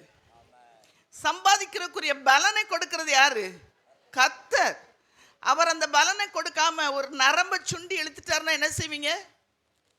அதுக்கப்புறம் ஸ்ட்ரோக் வந்த மாதிரி படுக்கையில் கிடப்போம், மற்றவங்களுடைய தயவில் இருப்போம். பிரியமானவர்களே, நாம் நம்மை மேன்மை பாராட்டுவதற்கு எதுவுமே இல்லை. நாம் நிற்பதும் நிர்மூலமாகாதிருப்பதும் தேவனுடைய சுத்த கிருபை. அவருடைய கிருபையினாலே நாம் நிலை நிற்கிறோம். ஆகவே அவருக்கு கொடுக்க வேண்டிய கனத்தையும் அவருக்கு கொடுக்க வேண்டிய ஸ்தோத்திர பலிகளை செலுத்தி அவரை மேன்மைப்படுத்த வேண்டும். அவர்தான் நம்முடைய வாழ்க்கையில எல்லாம் முதன்மையானவர். நாம் எந்த விதத்தில் கூட மேன்மை பாராட்டி என் பலன் என் சாமர்த்தியம் என்று மனதில் கூட நீ எண்ணிக்கொள்ளாதேன்னு அந்த வசனம் உபாகமத்தில் சொல்லப்பட்டிருக்கு. மனசில் கூட அந்த தாட் வரக்கூடாது. ஏன்னா அது கர்த்தர் அருவருக்கிறார். பிரியமானவர்களே, கர்த்தர் அருவருத்தார். நம்மளை பார்த்து அருவருத்தார், நாம் எங்கே போவோம்? ஆகவே பிரியமானவர்களே, மிகவும் கவனம் உள்ளவர்களாக, ஜாக்கிரதை உள்ளவர்களாய், நாம் வாசிக்கிற வசனங்களை தியானிக்கிறவர்களாய், அந்த வசனம் என்ன சொல்லுகிறது என்பதை அறிந்து அந்த வசனத்தை அபியாசப்படுத்துகிறவர்களாக, ப்ராக்டிக்கலாக நம்முடைய லைஃப்பில் அதை நாம் கடைபிடிக்க வேண்டும் பிரியமானவர்களே. அப்பொழுது தான் கர்த்தருடைய ஆசீர்வாதம் நம்மேல் நிறைவாக இருக்க முடியும். பிரியமானவர்களே, இந்த இடத்துல தேவனால் நமக்கு கொடுக்கப்பட்ட பிள்ளைகள், தேவனால் நமக்கு கொடுக்கப்பட்ட கனி, இவர்களுக்கு நாம் அவருடைய நாம மகிமைக்காக வளர்க்க வேண்டும். அதுதான் தேவன் நம்மிடத்தில் எதிர்பார்க்கிறார். நான் உனக்கு கொடுத்தேன் எனக்காக வளர்க்க சொல்லி, அதை நீ எப்படி வளர்க்கிறாய்? எனக்காக வளர்க்குறியா, உனக்காக வளர்க்குறியா, அல்லது உன் பிள்ளை அவன் வாழ்க்கை அவன் எப்படி வாழட்டும்னு விட்டுறியா? கர்த்தர் இந்த கால வேளையில் நம்மிடத்தில் கேட்குறார். நம்மில் அநேக வாலிப பிள்ளைகள் இருக்கலாம், சிறு பிள்ளைங்க இருக்கலாம், கல்யாணம் கட்டி கொடுத்து சம்பந்தம் கலந்தவங்களாக இருக்கலாம். யாராக இருந்தாலும் சரி, நாம் எப்படி நம்முடைய பிள்ளைகளை நடத்தினோம் என்பதை கவனித்து பாருங்க, சிந்தித்து பாருங்க. நம்முடைய பிள்ளைகள் நம்மளோடு கூட நித்தியத்திற்கு வருவார்களா? நாம் நித்தியத்திற்கு போவோமா? அந்த நித்திய ராஜ்யத்தை நம்முடைய பிள்ளைகளும் நம்மளோடு கூட சேர்ந்து சுதந்திரிப்பார்களா என்பதை நம்மை நாமே ஆராய்ந்து பார்ப்போமாக. தேவன் பிள்ளைகளை நமக்கு தரும் பொழுது அவர்களை கொடுத்து மேலான திட்டங்களை வைத்திருக்கிறார். ஒரு பிள்ளையும் சோடையா போகணும், ஒரு பிள்ளையும் இப்படி இருக்கணும் அப்படின்னு சொல்லி ஆண்டவர் வைக்கிறது இல்லை. பிள்ளைகளை குறித்து மேலான திட்டத்தை, நம்மை காட்டிலும், நான் இமேஜின் பண்ணுறது, நாம் நினைப்பதை காட்டிலும் மேலானதை தேவன் நம்முடைய பிள்ளைகளுக்கு என்று வைத்திருக்கிறார். சின்ன பிள்ளைங்க அமைதியை கொஞ்சம் கவனிங்கம்மா. நீங்கள் இங்கே ஒருத்தர் பேசிக்கிட்டு ஹலோ கொஞ்சம் இங்கே கவனிங்க. ஆன்ட்டி சொல்கிற சிம்பிள் வேர்ட் தான் உங்களுக்கு புரியும், அதனால் இங்கே கவனிங்க. ஆகவே நாம் தேவன் நம் ஒவ்வொருவரை குறித்து, விசேஷமாக சிறு பிள்ளைகளாகிய நம்முடைய பிள்ளைகளை குறித்து தேவன் ஒரு திட்டத்தோடு, ஒரு நோக்கத்தோடு நம்முடைய கரத்திலே அவர்களை கொடுத்திருக்கிறார். பிரியமானவர்களே, அந்த திட்டம் தேவன் நமக்கு தரும் பொழுது இந்த பிள்ளைங்களை எப்படி வளர்க்கணுமோ அதற்குரிய கிருபைகளையும் சேர்த்து அவர் தருகிறார். ஆனால் அந்த கிருபைகளை எப்போ பெற்றுக்கொள்ள முடியும்னா, நீங்களும் நானும் வாயை திறந்து கேட்கணும் ஆண்டவர்கிட்ட. நாம் கேட்கும் பொழுது ஆண்டவர் நாம் அந்த பிள்ளைகளை எப்படி வளர்க்க வேண்டும், எந்த விதத்தில் வளர்க்க வேண்டும், என்ன கற்றுக் கொடுக்க வேண்டும், எல்லாவற்றையும் நமக்கு தெளிவாக அவர் போதிக்கிறார். பிரியமானவர்களே, அந்த பிள்ளையை நாம் எப்படி நடத்த வேண்டும், அந்த பிள்ளைக்காக நாம் என்ன செய்ய வேண்டும் என்று சொல்லி கர்த்தர் எதிர்பார்க்கிறார். அதை நமக்கு தரவும் செய்கிறார். ஆனால் இன்னைக்கு நிறைய பேர் என்ன நினைக்கிறோன்னா, என் பிள்ளைய என் இஷ்டத்துக்கு நான் வளர்ப்பேன், எனக்கு அந்த காலத்தில் இந்த வசதி வாய்ப்புகள் இல்லை, நான் நினச்சதை கேட்டாலும் எங்கள் பெற்றோர் வாங்கி கொடுக்கல, எனக்கு ஒன்றுமே இல்லை, என்னை ஆசீர்வதிச்சு எனக்கு வேண்டியதை கொடுத்து என்னை வளர்க்கறதுக்கு யாருமே இல்லை, எங்கள் அப்பா அம்மா தண்டம் அப்படின்னு கூட சில நேரங்களில் என்னை பார்த்து சொல்லியிருக்காங்க அப்படின்னு சொல்லி சிலர் புலம்புவாங்க. அப்படிப்பட்ட சூழ்நிலையில் வளர்ந்தேன். அதனால் என் பிள்ளைங்களை நான் விரும்புகிற மாதிரி, நான் என்னென்னலாம் இழந்திருந்தனோ அதெல்லாம் என் பிள்ளைகளுக்கு கொடுக்கணும், நான் அவங்கள நல்லா வச்சுருக்கணும், என் பிள்ளைங்க ஒன்றிலும் குறைவுபடக்கூடாது, அவங்க இப்படி இருக்காங்க நமக்கு இல்லையே என் பிள்ளை ஏங்கக்கூடாது, அதனால் என் பிள்ளை இப்படி வைப்பேன் அப்படி வைப்பேன்னு சொல்லி நம்ம திட்டங்கள் பல தீட்டலாம். பிரியமானவர்களே, அவர்களுக்காக பிரயாசப்படலாம். டியூட்டி மேலே டியூட்டி, 2 வேலை 3 வேலை ஓட்டி எல்லாம் பார்க்கலாம். என்னதான் பண்ணினாலும் கர்த்தருடைய அனுக்கிரகம் இல்லை என்றால் ஒன்றுமே இல்லை. அதை தெளிவாக இந்த காலவேளையில் புரிந்து கொள்ளுங்கள். கர்த்தருடைய அனுக்கிரகம், கர்த்தருடைய கிருபை, கர்த்தர் எனக்கு ஒத்தாசை பண்ணவில்லை என்றால் இது என்னால் முடியாது, இது சாத்தியமில்லை என்பதை நாம் உணர்ந்து கொள்ள வேண்டும். பிரியமானவர்களே, இன்னும் சிலர் நினைக்கிறாங்க, என் பிள்ளைய நான் வளர்க்குறதுக்கு உன்கிட்ட என்ன கேட்கணும், என் பிள்ளைய நான் வளர்க்குற, இப்படிலாம் ஆர்கியூ பண்ணுவாங்க. பிரியமானவர்களை, தெளிவாக கர்த்தருடைய வார்த்தை இந்த காலவேளையில் நம்மை நோக்கி வருகிறது. இது தேவனுடைய அனுக்கிரகம் இல்லாமல் ஒன்றும் செய்ய முடியாது. ஆகவே தேவனை சார்ந்து தேவனிடத்தில் கிருபை பலனை பெற்றுக்கொண்டு நீங்கள் பிள்ளைகளை வளர்க்க வேண்டும். ஆண்டவரே, இந்த பிள்ளையை நான் எப்படி வளர்க்க வேண்டும் என்று சொல்லி நீங்கள் கேட்கணும். இந்த பிள்ளையை ஐஏஎஸ்ஸாக கூட நீங்கள் மாற்றலாம், அந்த பிள்ளையை எப்படினாலும் நீங்கள் வளர்க்கலாம். ஆனால் கர்த்தருடைய கிருபை, கர்த்தருடைய அனுக்கிரகம் இல்லாமல் உங்களால் ஒன்றுமே செய்ய முடியாது. இந்த இடத்துல தேவன் நம்ம பிள்ளைகளுக்காக ஒரு திட்டத்தை வைத்திருக்கிறார். பிரியமானவர்களே, ஒவ்வொரு பிள்ளைகளுக்காக அவர் திட்டங்களை வைத்திருக்கிறார். அந்த திட்டங்கள் என்ன என்பதை தேவனிடத்தில் நீங்களும் நானும் முழங்காலில் நின்று கேட்கணும். முழங்காலில் தான் நிற்கணுமான்னு நிறைய பேர் கேட்பாங்க. விரண்டாவாதத்துக்கு ஆர்கியூ பண்ணுறதுக்கு உங்களுக்கு எது முடியுதோ அதை பண்ணுங்க. இப்போ தான் இந்த சத்தியம் தெரியுது, இப்போ என்னையால் முழங்கால் படியிட முடியல, உட்கார்ந்து தான் ஜெபம் பண்ணுங்க, ஆண்டவரோட உறவாடுங்க, ஆண்டவரிடத்தில் கேளுங்க. என் பிள்ளையை நான் எப்படி நடத்தணும், என் பிள்ளைக்கு என்ன நான் கற்றுக் கொடுக்க வேண்டும், எப்படி அதை செய்ய வேண்டும், எப்படி அபியாசப்படுத்த அவனுக்கு சொல்ல வேண்டும், எல்லாம் கேளுங்க ஆண்டவரிடத்தில். ஆண்டவரே, நான் பேசும்போது அவனுக்குள்ள நல்ல உணர்வுள்ள இருதயத்தை கொடுங்கப்பா, நான் பேசுவதை அப்படியே அவன் ஏற்றுக்கொள்ளத்தக்க இருதயத்தை அவனுக்கு கொடுங்கன்னு சொல்லி ஜெபம் பண்ணுங்க. நீங்கள் ஜெபிக்கும் பொழுது கர்த்தர் உங்களுக்கு அந்த கிருபைகளை தருவார். இன்றைக்கி பார்த்தீங்கன்னா நியூ கப்புள்ஸ், யங் கப்புள்ஸ், சின்ன சின்ன பிள்ளைங்களை வச்சுருப்பாங்க, தொந்தரவு தாங்க முடியாமல் செல்ஃபோனை தூக்கி கொடுத்துருவாங்க. உலகத்தையே தூக்கி அவன் கையில், பிள்ளைங்க கையில் கொடுத்துட்றாங்க. எப்படியும் இல்லை. பிரியமானவர்களே, சிறு வயதிலிருந்தே சத்தியத்தை சத்தியமாய் போதிக்க வேண்டும். சத்தியத்தை எப்படி போதிக்க வேண்டுமோ அப்படி நீங்களும் நானும் போதிக்க வேண்டும். பிரியமானவர்களே, இந்த இடத்துல ஒரு வசனத்தை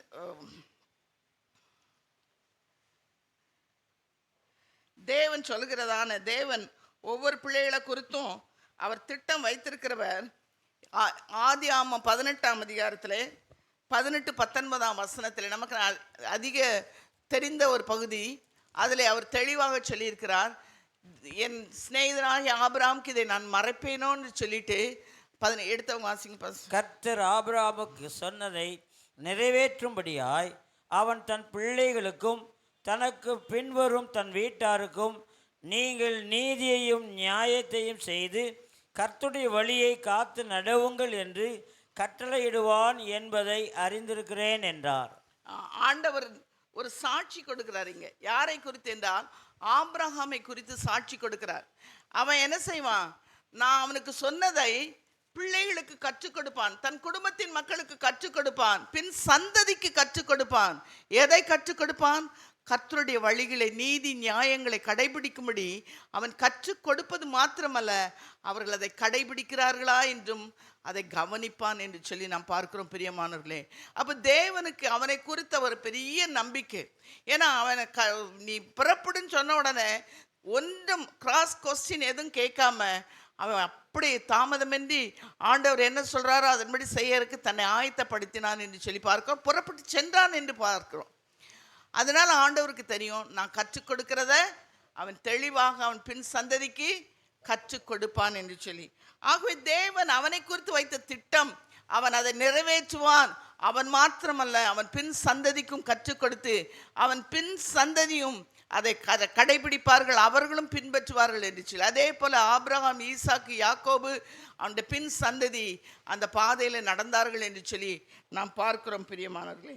அதே போல் நியாயாதிபதிகள் 13ஆம் அதிகாரத்தில் நீங்கள் வாசிப்பீர்கள்னா 3-14 வசனங்களில் அவங்க யாரை பற்றி என்று உங்களுக்கு தெரியும். சிம்சோனின் பெற்றோர் மனோபாவுடைய மனைவியிடத்தில் கர்த்தருடைய தூதனானவர் இடைபடுகிறார். நீ மலடியாக இருக்கிற, உனக்கு ஒரு பிள்ளை பிறக்க போது, உனக்கு ஒரு பிள்ளையை கிருபையாக நாங்கள் கொடுக்குறோம் அப்படி இப்படின்னு சொல்லிட்டு அவன் என்ன செய்யணும், கர்த்தருக்கு நஸ்ரேனாக இருப்பான்.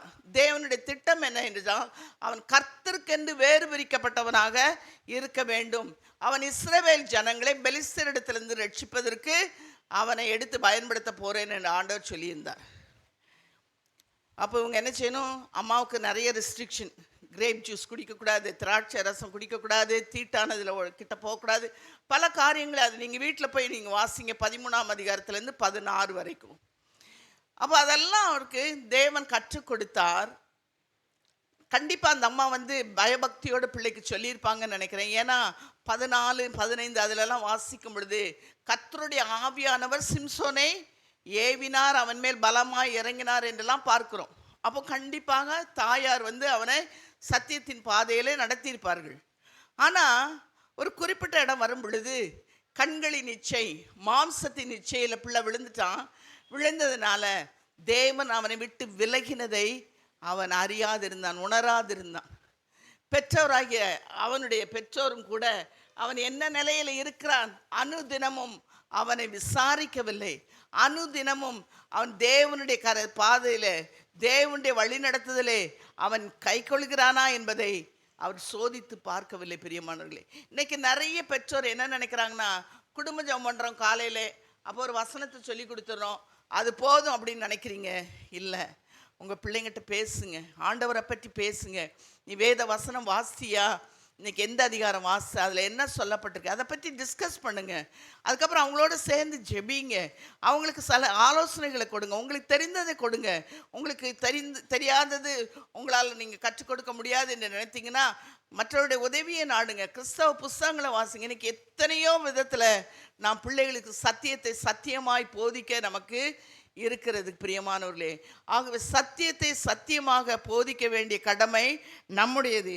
அங்கே மனோபாவின் பெற்றோர் அவனை சரியாக ஃபாலோ பண்ணவில்லை என்று சொன்னால் அவனுக்கு ஆண்டவரை பற்றி சொல்லி கொடுத்தாங்க, ஆண்டவருக்கு எது பிரியம் என்று சொல்லி கொடுத்தாங்க, ஆண்டவருக்காக நான் நஸ்ரே விரதம் என்று சொன்னால் நாம் எப்படி இருக்க வேண்டும் எல்லாம் கற்றுக் கொடுத்தாலும் அவன் அந்த பாதையில் நடக்கிறானா என்பதை கேட்க அறிந்து கொள்ள அவர்கள் அதற்கு முக்கியத்துவம் கொடுக்காமல் போனதுனால கடைசியாக அவன் தேவனை விட்டு தூரம் போய்விட்டான். தேவன் அவனை விட்டு விலகினதை அவன் அறியாதிருந்தான் என்று சொல்லி 16ஆம் அதிகாரத்தில் நாம் வாசிக்கும் போது பார்க்கிறோம் பிரியமானவர்களே. நம்முடைய பிள்ளைகளுக்கு இந்த நிலைமை வரக்கூடாது பிரியமானவர்களே. வேதாமத்திலிருந்து யாத்திராமம் 2ஆம் அதிகாரம் 2ஆம் வசனத்திலிருந்து சில வசனங்களை உங்களோடு பேச நான் விரும்புகிறேன். அதில் என்ன சொல்லியிருக்கின்றால், யாரை குறித்து படிக்கிறோம் என்றால் மோசே குறித்து நாம் படிக்கிறோம். அந்த 2ஆம் வசனத்தில் சொல்லப்பட்டிருக்கிறது, மோசேயை அவனுடைய தாய் தகப்பன் பார்த்த மாத்திரத்தில் என்ன பார்த்தாங்களாம், அவன் அழகுள்ள பிள்ளை என்று பார்த்தார்கள். எனக்கு நான் அழகுள்ள பிள்ளைன்னு பார்த்தாங்களா, அதனால் ஒழிச்சு வச்சாங்களா அப்படின்னு சொல்லி கொஞ்சம் நேரம் தியானிக்கும் போது என் மனதில் தோன்றினது, அந்த பிள்ளையை குறித்து தேவனுடைய திட்டம் ஒன்று உண்டு, மேலான திட்டம் ஒன்று உண்டு என்று சொல்லி பெற்றோர் உணர்ந்தார்கள்.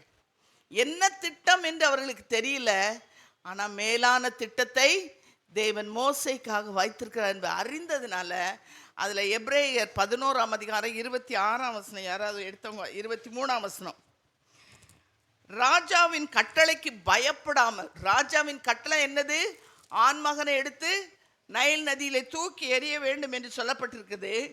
அந்த கட்டளையை குறித்து சற்றும் பயப்படாமல் விசுவாசத்தை 24ஆம் வசனத்துல, விசுவாசத்தினாலே மோசே தான் பெரிய 23 மோசே பிறந்தபோது அவனுடைய தாய் தகப்பன்மார் அவனை அழகுள்ள பிள்ளை என்று கண்டு விசுவாசத்தினாலே ராஜாவினுடைய கட்டளைக்கு பயப்படாமல் அவனை 3 மாதம் ஒளித்து வைத்தார்கள்.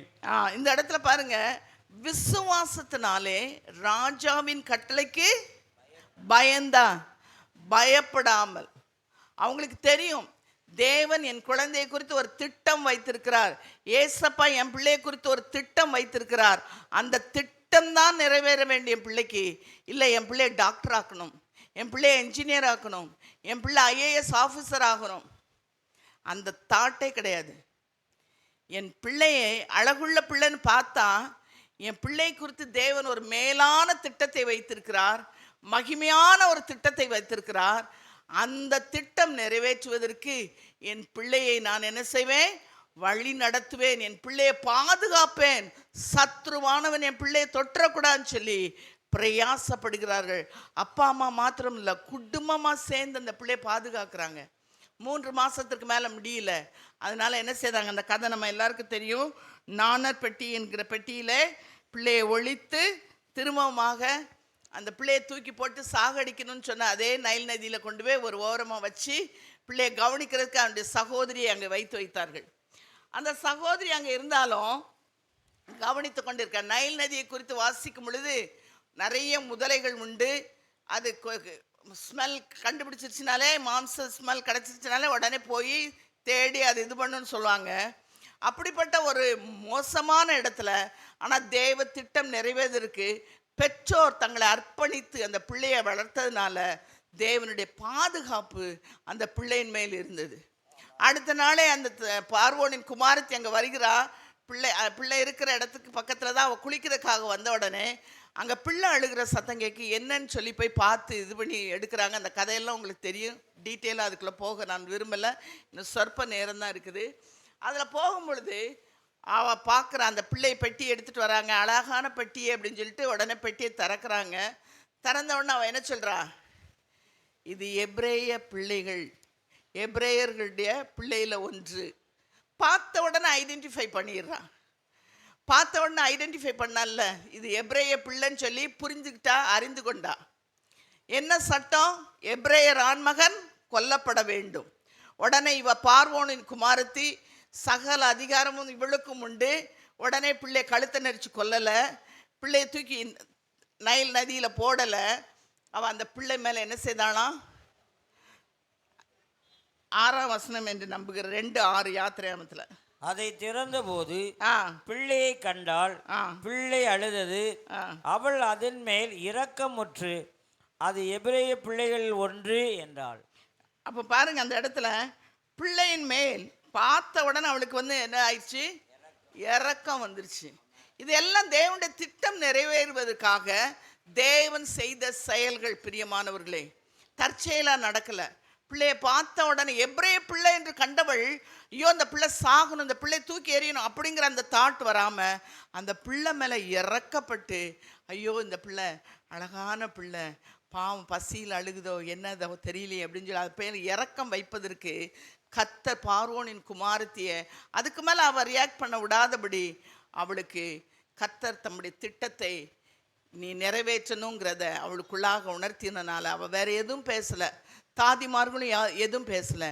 உடனே அப்படி பேசிக்கொண்டு இருக்கும் பொழுது அவருடைய சகோதரி வருகிறா.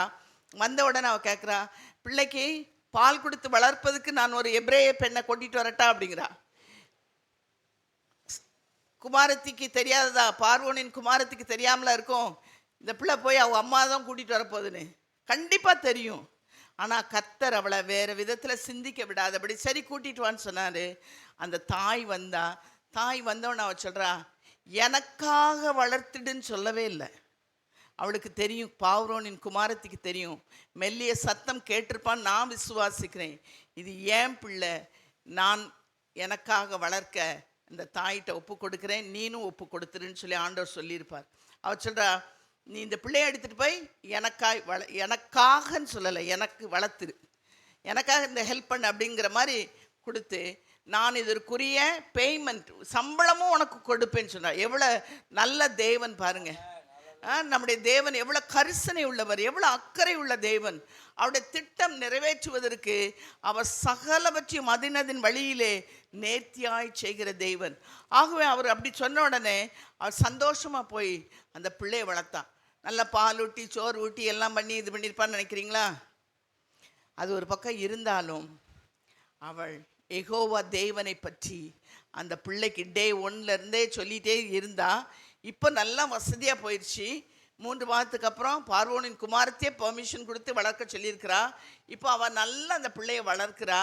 அந்த பிள்ளைக்கு என்னென்ன சத்தியம் தெரிய வேண்டுமோ, யெகோவா தேவனை பற்றி அறிந்து கொள்ள வேண்டிய அத்தனை காரியங்களையும் சொல்லி, நம்முடைய நோக்கமெல்லாம், நம்முடைய வாழ்க்கை வாழ்கிறதெல்லாம் பரம கானான்.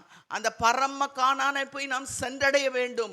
அந்த பரம கானானுக்குள் நாம் போக வேண்டும் என்று சொன்னால் அவருக்கு பிரியம் உண்டாக அவருடைய வழிகளிலே நீங்களும் நானும் நடக்க வேண்டும். அந்த பரம கானானுக்குள் நீங்கள் போக வேண்டும் என்று சொன்னால் அவரை போல பரிசுத்தமாய் வாழ வேண்டும். அவருக்கு ஏற்றவர்களாய், அவருக்கு பிரியமானவர்களாய் நீங்களும் நானும் வாழ வேண்டும் பிரியமானவர்களே என்று சொல்லி அந்த பிள்ளைக்கு பரம கானானை பற்றி அவள் கற்றுக் கொடுத்தாள் என்று சொல்லி பார்க்கிறோம். எபிரேயர் 11ஆம் அதிகாரத்தில் 24ஆம் வசனத்திலிருந்து வாசிங்க. விசுவாசத்தினாலே மோசே தான் பெரியவனான போது பார்வோனுடைய குமாரத்தின் மகன் எண்ணப்படுவதை வெறுத்து, விசுவாசத்தினாலே பார்வோனுடைய குமாரத்தின் மகன் என்று சொல்றது அவனுக்கு வெறுத்து பாவ சந்தோஷங்களை அனுபவிப்பதற்கும் தேவனுடைய ஜனங்களோடு துன்பத்தை அனுபவிப்பதையே தெரிந்து கொண்டான் என்று சொல்லி பார்க்கிறோம். பிரியமானவர்களே, இந்த மோசே தாயால் வளர்க்கப்பட்டு, தாயால் சத்திய பாதையில் நடத்தப்பட்டு, விசுவாசத்தை கற்றுக்கொண்டு, எல்லாவற்றையும் யெகோவா தேவனை பற்றி அறிந்து கொண்டு, அந்த யெகோவா தேவனோடு வைத்து கொள்ள வேண்டிய அந்த உறவு எப்படிப்பட்ட உறவாய் நம்முடைய உறவு இருக்க வேண்டும், நாம் எப்படி அவரை பிரியப்படுத்துவது, அவருக்காக எப்படி வாழ்வது என்பதை எல்லாம் கற்றுக்கொண்டதுக்கு அப்புறமாக அவனை கொண்டு போய் பார்வோனின் அரண்மனையில் விட வேண்டிய நிர்பந்தம். தாய் கொண்டு போய் விட்டுட்டா. விட்டதுக்கப்புறம் இங்கே என்ன நடக்குதுன்னு பாருங்க. அப்போஸ்தலர் 7:22 வாசித்தீங்கன்னா, மோசே எகிப்தியருடைய சகல சாஸ்திரங்களிலும் கற்பிக்கப்பட்டு வாக்கிலும் செய்கையிலும் வல்லவனானான். இப்போ அவனுக்கு எல்லாம் கொடுத்து கற்றுக் கொடுக்குறாங்க. பார்வோனின் அரண்மனையிலே, ராஜாவின் அரண்மனையிலே ஒரு யுத்த வீரன் எப்படி இருக்க வேண்டும், ஒரு தலைவன் எப்படி இருக்க வேண்டும், அவனுக்கு எல்லாம் கற்றுக் கொடுக்குறாங்க. எகிப்தியருடைய சாஸ்திரங்கள் எல்லாம் வச்சு கற்றுக் கொடுக்குறாங்க. அதை எல்லாம் வச்சு கற்றுக்கொண்டு அவன் வல்லவன் ஆனான் என்று சொல்லி பார்க்கிறோம். முதலாவது கர்த்தரை பற்றி அறிந்து கொண்டான், யெகோவா தெய்வத்தை பற்றி அறிந்து கொண்டான், முற்பிதாக்களை பற்றி அறிந்து கொண்டான், பரம கானானுக்குள் செல்ல வேண்டும், அதுதான் நம்முடைய கோல். அதெல்லாம் அறிந்து கொண்டான். இப்போ எகிப்தியருடைய சாஸ்திரங்கள், எகிப்தியருடைய வழிபாடுகள், எகிப்தியருடைய எல்லாவற்றையும் கற்றுக்கொண்டான். ஆனால் எபிரேயர் 11:23 சொல்லுது, அவன் 24 சொல்லுது, விசுவாசத்தினாலே மோசே என்ன செய்தான், பெரியவனான போது பார்வோன் குமாரத்தினுடைய மகன் என்று சொல்வதை அவன் வெறுத்து விட்டான். பிரியமானவர்களே, அவனுக்கு தெரியும் which is right, எது அவனுக்கு சரியானது, எது நேர்மையானது, எது உண்மையானது, எது சத்தியமானதுங்கிறதை அவன் அறிந்திருந்தான். பிரியமானவர்களே, உலகம் அவனை மேற்கொள்ள விடலை. முதல்ல சத்திய பாதையில் நடந்தான். இப்போ உலகத்தின் இதில் அந்த பார்வோனின் அரண்மனையில் உலகத்தின் காரியங்களை கற்றுக்கொண்டான். இந்த உலகம் அவனை மேற்கொள்ள விடவில்லை. தேவாவியானவர் அவன் மேல் இருந்தார். தேவன் அவனோடு கூட இருந்தனால அது அவனை மேற்கொள்ள சற்றும் அவன் இடம் கொடுக்காமல் கர்த்தரை மாத்திரம் பிரியப்படுத்த வேண்டும், கர்த்தருக்காக வாழ வேண்டும். அதில் அழகாக தெளிவாக சொல்லியிருக்கு பாருங்க. 25 வசனத்தை, அநித்தியமான பாவ சந்தோஷங்களை அனுபவிப்பது. ஆமா, ராஜ அரண்மனையில என்னென்னலாமோ சந்தோஷங்கள் உண்டு, எப்படி எப்படிலாமோ இருக்கலாம். அதை அனுபவிப்பதை பார்க்கிலும் தேவனுடைய ஜனங்களோடு துன்பத்தை அனுபவிப்பதையே தெரிந்து கொண்டான் என்று பார்க்கிறோம். இன்னைக்கு நம்ம பிள்ளைங்களுக்கு அப்படி கற்றுக் கொடுக்குறோமா? நம்ம பிள்ளைங்க உடனே என்ன சொல்கிறாங்க, ஏம்மா ஆட் போட்டிருக்காங்கம்மா டிவியில், ஏம்மா இப்போ வந்து ஐஃபோனில் வந்து 16 வந்துருச்சா 18 வந்துருச்சா, எனக்கு எத்தனை நம்பர் வந்திருக்குன்னு தெரில, நிறைய வந்திருக்கோம், கொஞ்சம் வாங்கி கொடுங்கம்மா. என் ஃப்ரெண்ட்ஸ் எல்லாரும் அதான் வச்சுருக்காங்க அம்மான்னு. அம்மா முந்தாவனை பிடிச்ச உடனே அம்மாவுக்கு அப்படியே அழகிரும். என் பிள்ளை கேட்டுட்டான், என் பிள்ளைக்கு கொடுப்பேன். என் பிள்ளை கேட்டுட்டா, ஒன்றுமே கேட்க மாட்டா, வாய் திறந்து எப்படி திடீர்னு இப்படி கேட்டுட்டா, கண்டிப்பாக கொடுக்கணும், என்ன பாடுபட்டாலும் கொடுத்தே ஆகணும்னு நினைக்கிறோம். பிரியமானவர்களே, சத்தியத்தை சரியான விதத்தில் எப்படி மோசேயின் தாய் அவனுக்கு புகட்டினாலோ அதே போல நீங்களும் நானும் நம்முடைய பிள்ளைகளுக்கு சத்தியத்தை புகட்டி விட்டால் அவர் ஒரு காலம் அதை விட்டு இடரல் அடைய மாட்டார்கள். நீதிமொழிகள் 24 அதை தான், அதுவும் சாலமோன் எழுதினது தான். அவர் என்ன சொல்றாரு, 24:6 என்று நான் நம்புகிறேன், பிள்ளை ஆண்டவனை நடத்த வேண்டிய வழியிலே நடத்து, அவன் முதிர் வயதிலும் அதை விடாதிருப்பான். நீ நடத்திட்டா போதும், கத்த மற்றதை பார்த்து கொள்வார். கத்த சொல்றார், விதைக்கிறது ஒரு ஆள், தண்ணீர் பாய்ச்சுகிறது ஒரு ஆள், விளைய செய்கிறது ஒருத்தர். நீ விதைச்சிரு, நீ சத்தியத்தை அவங்களுக்கு சரியாக போதித்துரு, சத்திய பாதையில் அவனை நடத்து. கண்டிப்பாக கர்த்தர் நம்முடைய பிள்ளைகளை நித்தியத்திலே அவர்களை பார்க்கும்படியான பாக்கியத்தை நமக்கு தருவார். பிரியமானவர்களே, ஆகவே அவன் தேவன், எபிரேய பிள்ளை, அந்த பிள்ளை, இந்த பிள்ளைன்னு சொல்லி அவங்க யாரும் ஒதுக்குனாலும் அவன் வந்து சத்தியத்துக்குள்ள தெளிவாக நிலைத்து இருந்தான் என்று சொல்லி பார்க்கிறோம். பிரியமானவர்களே, அவனுடைய தாய் அவனுக்கு கண்டிப்பாக தேவனுடைய சித்தம் என்ன என்பதை அறிந்து கொள்ள கற்றுக் கொடுத்திருப்பாள். உலகத்திற்கு ஒத்த வேஷம் தரிக்கக்கூடாது, தேவனுடைய பரிபூர்ண சித்தம் என்னதென்று அறிந்து அதிலே நாம் நிலைத்திருக்க வேண்டும் என்று சொல்லி கொடுத்திருப்பாரு. அது சொல்லி கொடுத்ததுனால கண்டிப்பாக அவன் அந்த 11ஆம் அதிகாரம் 26ஆம் வசனத்தில் சொல்லியிருக்குது, இனி வரும் பலன் மேல் நோக்கமாக இருந்து எய்த்திலுள்ள பொக்கிஷங்களிலும் கிறிஸ்து, அந்த பொக்கிஷங்களை காட்டிலும் கிறிஸ்துவின் நிமித்தம் வரும் நிந்தையை அதிக பாக்கியம், அதுதான் எனக்கு பாக்கியம் என்று சொன்னி என்னன்னா, நான் அப்போ பாருங்க எவ்வளவு தூரத்துக்கு அவனுக்கு சத்தியம் புகுட்டப்பட்டிருக்கிறது, எவ்வளவு தூரம் அந்த சத்தியத்தில் நிலைத்திருந்து இந்த சத்தியத்தின்படி வாழ்வேன் என்று சொல்லி தன்னை அர்ப்பணித்திருந்தான் என்று சொல்லி பாருங்கள். ஆகவே பிரியமானவர்களே, இதே போல நீங்களும் நானும் நம்முடைய பிள்ளைகளை குறித்து திட்டம் வைத்திருக்கிறோம். நம்முடைய திட்டம் ஒரு நாளும் நம்ம பிரயாசப்பட்டு ஏதோ நம்ம செய்யலாம், ஆனால் அந்த திட்டம் மேலானதல்ல. கர்த்தருடைய திட்டமே மேலானது, அதுவே மேன்மையானது, அதுவே மகிமையானது. அந்த திட்டத்தை நீங்கள் நிறைவேற்றுவதற்கு உங்களை ஒப்பு கொடுக்கிறீர்களா? ஆபிரகாமை போல பின் சந்ததிக்கும் இவன் கற்றுக் கொடுப்பான் என்று சொல்லி தேவன் ஆபிரகாமை குறித்து கொடுத்த சாட்சி போல நம்மை குறித்து சாட்சி கொடுக்க முடியுமா? யோசித்து பாருங்க.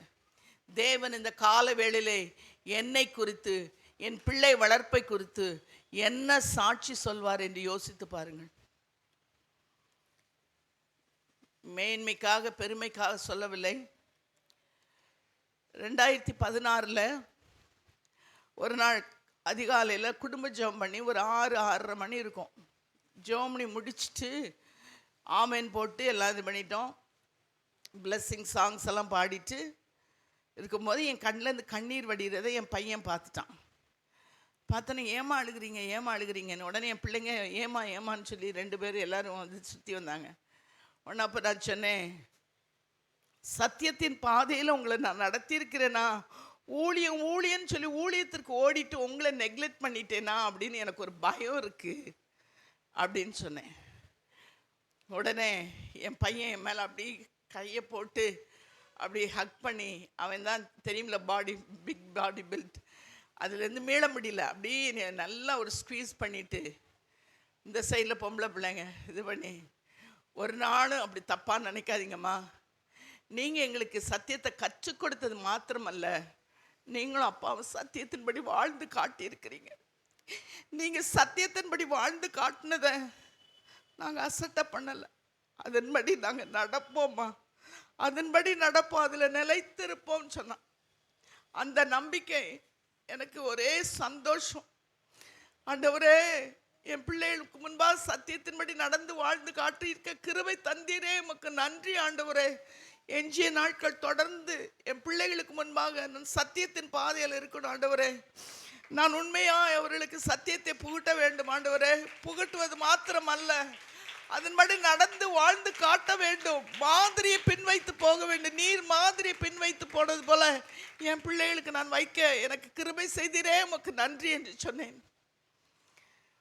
கடந்த ஒரு மாத காலமாக அதிகமாக அவனை நினைத்து நான் கொஞ்சம் வேதனைப்பட்டு ஆண்டவரோடு பேசி கொண்டிருந்தேன். அப்போ ஆண்டவர் சொன்னார், நேற்றைய தினத்தில் அவனை மரித்து 5 வருடங்கள் ஆகிறது. ஆண்டவர் சொன்னார் என்கிட்ட, 5 வருஷம் ஆயிட்டு பிள்ளைய கொடுத்துட்டேனே, பிள்ளைய ஆண்டவர் எடுத்துட்டாரேன்னு சொல்லி நீ புலம்பாத. 2 மாத குழந்தையா இருக்கும்போது நீ என்ன செய்த? அவன் பிள்ளைய தூக்கிட்டு ஆலயத்திற்கு வந்து ஆலயத்தில் எனக்கென்று உன் பிள்ளையை ஒப்பு கொடுத்த. ஆண்டவரே, நீர் கொடுத்த ஆண் மகன் இவன் உன்னுடைய ஊழியத்தை செய்வான் என்று சொல்லி எனக்காக நீ 2 மாதத்திலே ஒப்பு கொடுத்தல்ல. அன்னைக்கு நான் எடுக்கலல்ல, 35 ஆண்டு காலம் உனக்கு அனுபவிக்க நான் கொடுத்தேனே. இன்று அவனை எடுக்கணும்னு சொல்லி நான் திட்டம் வைத்திருந்ததில்லை, நான் எடுத்திருக்கிறேன். சோர்ந்து போகாத, அவன் என் சமூகத்தில் இருக்கிறான், அவன் என்னோடு கூட இருக்கிறான்.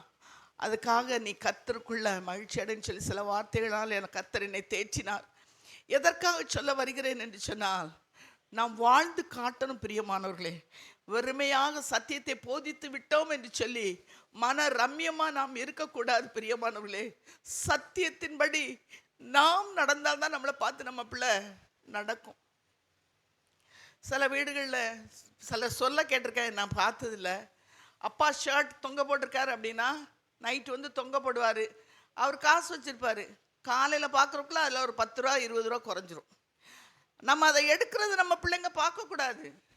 அப்போ அந்த பிள்ளைங்களுக்கு என்ன வரும்? கேட்காம எதையும் எடுக்கலாம், யார்ட்டிருந்தும் எடுக்கலாங்கிற ஒரு எண்ணம் வரும். நாம் செய்கிற சின்ன சின்ன காரியங்களானால் எல்லாவற்றையும் நம்முடைய பிள்ளைங்க வாட்ச் பண்ணுறாங்க, அதை கவனித்து அதை செயல்படுத்துகிறாங்க. ஆகவே நம்முடைய பிள்ளைகளுக்கு முன்பாக நாம் எப்படிப்பட்ட முன்மாதிரியை வைக்கிறோம், எப்படி அவர்களை வாழ்ந்து காட்டுகிறோம் என்பது மிகவும் அவசியம் பிரியமானவர்களே. நேரம் ஆகிறபடினால் சில கேள்விகளை மாத்திரம் உங்கள் முன்னாடி வைக்கிறேன். நீங்கள் இதை சிந்தித்து பாருங்கள். இது பேசணுன்னா இன்னும் ஒரு மணி நேரம் ஆயிரும்.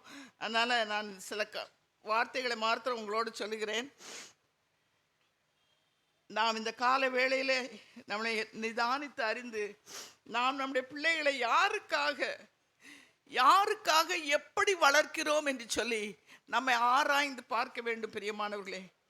ஆபிரகாமை போல பிள்ளைகளின் பிள்ளைகள் பின் சந்ததிக்கும் நம்ம சத்தியத்தை கற்றுக் கொடுக்கிறோமா? இல்லை மோசேயின் பெற்றோரை போல மேலான திட்டம் இருக்கிறது என்று அறிந்து அவனை சத்திய பாதையில் நடத்தி தேவ சித்தத்தை அறிந்து கொள்வதற்கு கற்றுக் கொடுத்து அவன் முதிர் வயதிலும் அதை விடாது இருக்கத்தக்க அளவில் அவனை கற்றுக் கொடுக்க போகிறோமா? இல்லை மனோவாவின் குடும்பத்தாரை போல கற்றுக் கொடுத்துட்டோம், முடிஞ்சது நம்ம வேலைன்னு சொல்லி விட்டுட்டோமா? அதை திரும்ப அவங்கள செக் பண்ணாமல் இருக்கிறோமாங்கிறத சற்று ஆராய்ந்து பாருங்கள். முதலாவது தேவனுடைய ராஜ்யத்தையும் அவருடைய நீதியும் நாம் தேட வேண்டும் என்று சொல்லி நம்முடைய பிள்ளைகளுக்கு கற்றுக் கொடுக்கிறோமா? இல்லை நீ நல்லா படிடா, கை நிறைய சம்பாதிக்கணும்டா, வீட்டுக்கு மேலே வீடு கட்டணும்டா, கார் வாங்கணும்டா, பங்களா வாங்கணும்டா, நம்ம அப்படி இருக்கணும்டா, ஓன்னு இருக்கணும் அப்படின்னு சொல்லி கற்றுக் கொடுக்குறோமா? எதை கற்றுக் கொடுக்குறோம்? தேவன் மலை பிரசங்கத்தில் சொல்கிறார், முதலாவது தேவனுடைய ராஜ்யத்தையும் அவருடைய நீதியும் தேடுங்கள் என்று சொன்னார். முதலாவது தேவனுடைய ராஜ்யத்தையும் அவருடைய நீதியும் தேடுங்கள் என்று சொல்லி ஈஸியாக நம்ம சொல்லிடுறோம் வாய் மூலம். ப்ராக்டிக்கலாக ஆர் வி டூயிங் தட்? அதை நம்ம ஃபாலோ பண்ணுறோமா? அதன்படி நடக்கிறோமா? முதலாவது தேவனுடைய ராஜ்யம், முதலாவது தேவனுக்கு அடுத்த காரியங்களுக்கு முக்கியத்துவம் கொடுக்குறோமா? நம்ம அப்படின்னு நீங்களே உங்களை யோசித்து பார்த்து நீங்களே உங்களுக்கு டிக் பண்ணிக்கோங்க, மார்க் கொடுங்க, எந்த பர்சன்டேஜில் இருக்கிறீங்கன்னு.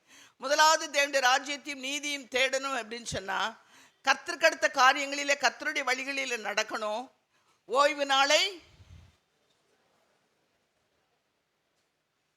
யாருக்குமே தெரியாத வசனம், ஓய்வு நாளை பரிசுத்தமாய் ஆசரிக்க கடவாயாக அவருடைய கட்டளைகள் கற்பனைகள்ல நம்ம கற்றுக் கொடுக்குறாங்க. ஓய்வு நாளை பரிசுத்தமாய் காத்துக்கொள்கிறோமா? ஒரே ஒரு வசனம் பாஸ்டர் வாசிங்க. ஏசாயா 58:13-14. ஓய்வு நாளை கர்த்தருடைய நாள் என்று, மனமகிழ்ச்சி நாள் என்று வாசிங்க பாஸ்டர். 58:13-14.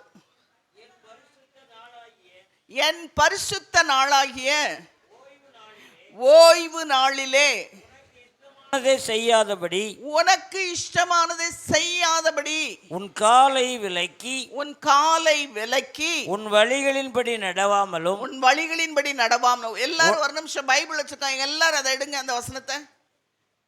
ஏசாயா 58 பேஜ் நம்பர் சொல்லுங்க பாஸ்டர். 865, பழைய ஏற்பாட்டில் 865வது பக்கம். 865வது பக்கம். எல்லாரும் எடுத்துக்கோங்க, எல்லாரும் வாசிங்க. இன்னைக்கு இந்த வசனத்துக்கு நம்ம எல்லாரும் ஒப்பு கொடுக்க போறோம். நமக்கு என்ன லாஸ் வந்தாலும் பரவாயில்ல, இதற்கு நம்ம ஒப்பு கொடுக்க போறோம். இதுக்கு நம்ம ஒப்பு கொடுக்கும் போது we are the best congregation in the world. நம்ம கர்த்தருக்கு உகந்தவர்களாக, கர்த்தருக்கு பிரியமுண்டாக நடக்கிற ஒரு சபையாராக நாம் மாற முடியும். பிரியமானவர்களே, வாசிங்க பாஸ்டர். என் பரிசுத்த நாளாகிய ஓய்வு நாளிலே உனக்கு இஷ்டமானதை செய்யாதபடிக்கு உன் காலை விலக்கி உன் வழிகளின்படி நடவாமலும். எல்லாரும் வாசிங்க சேர்ந்து.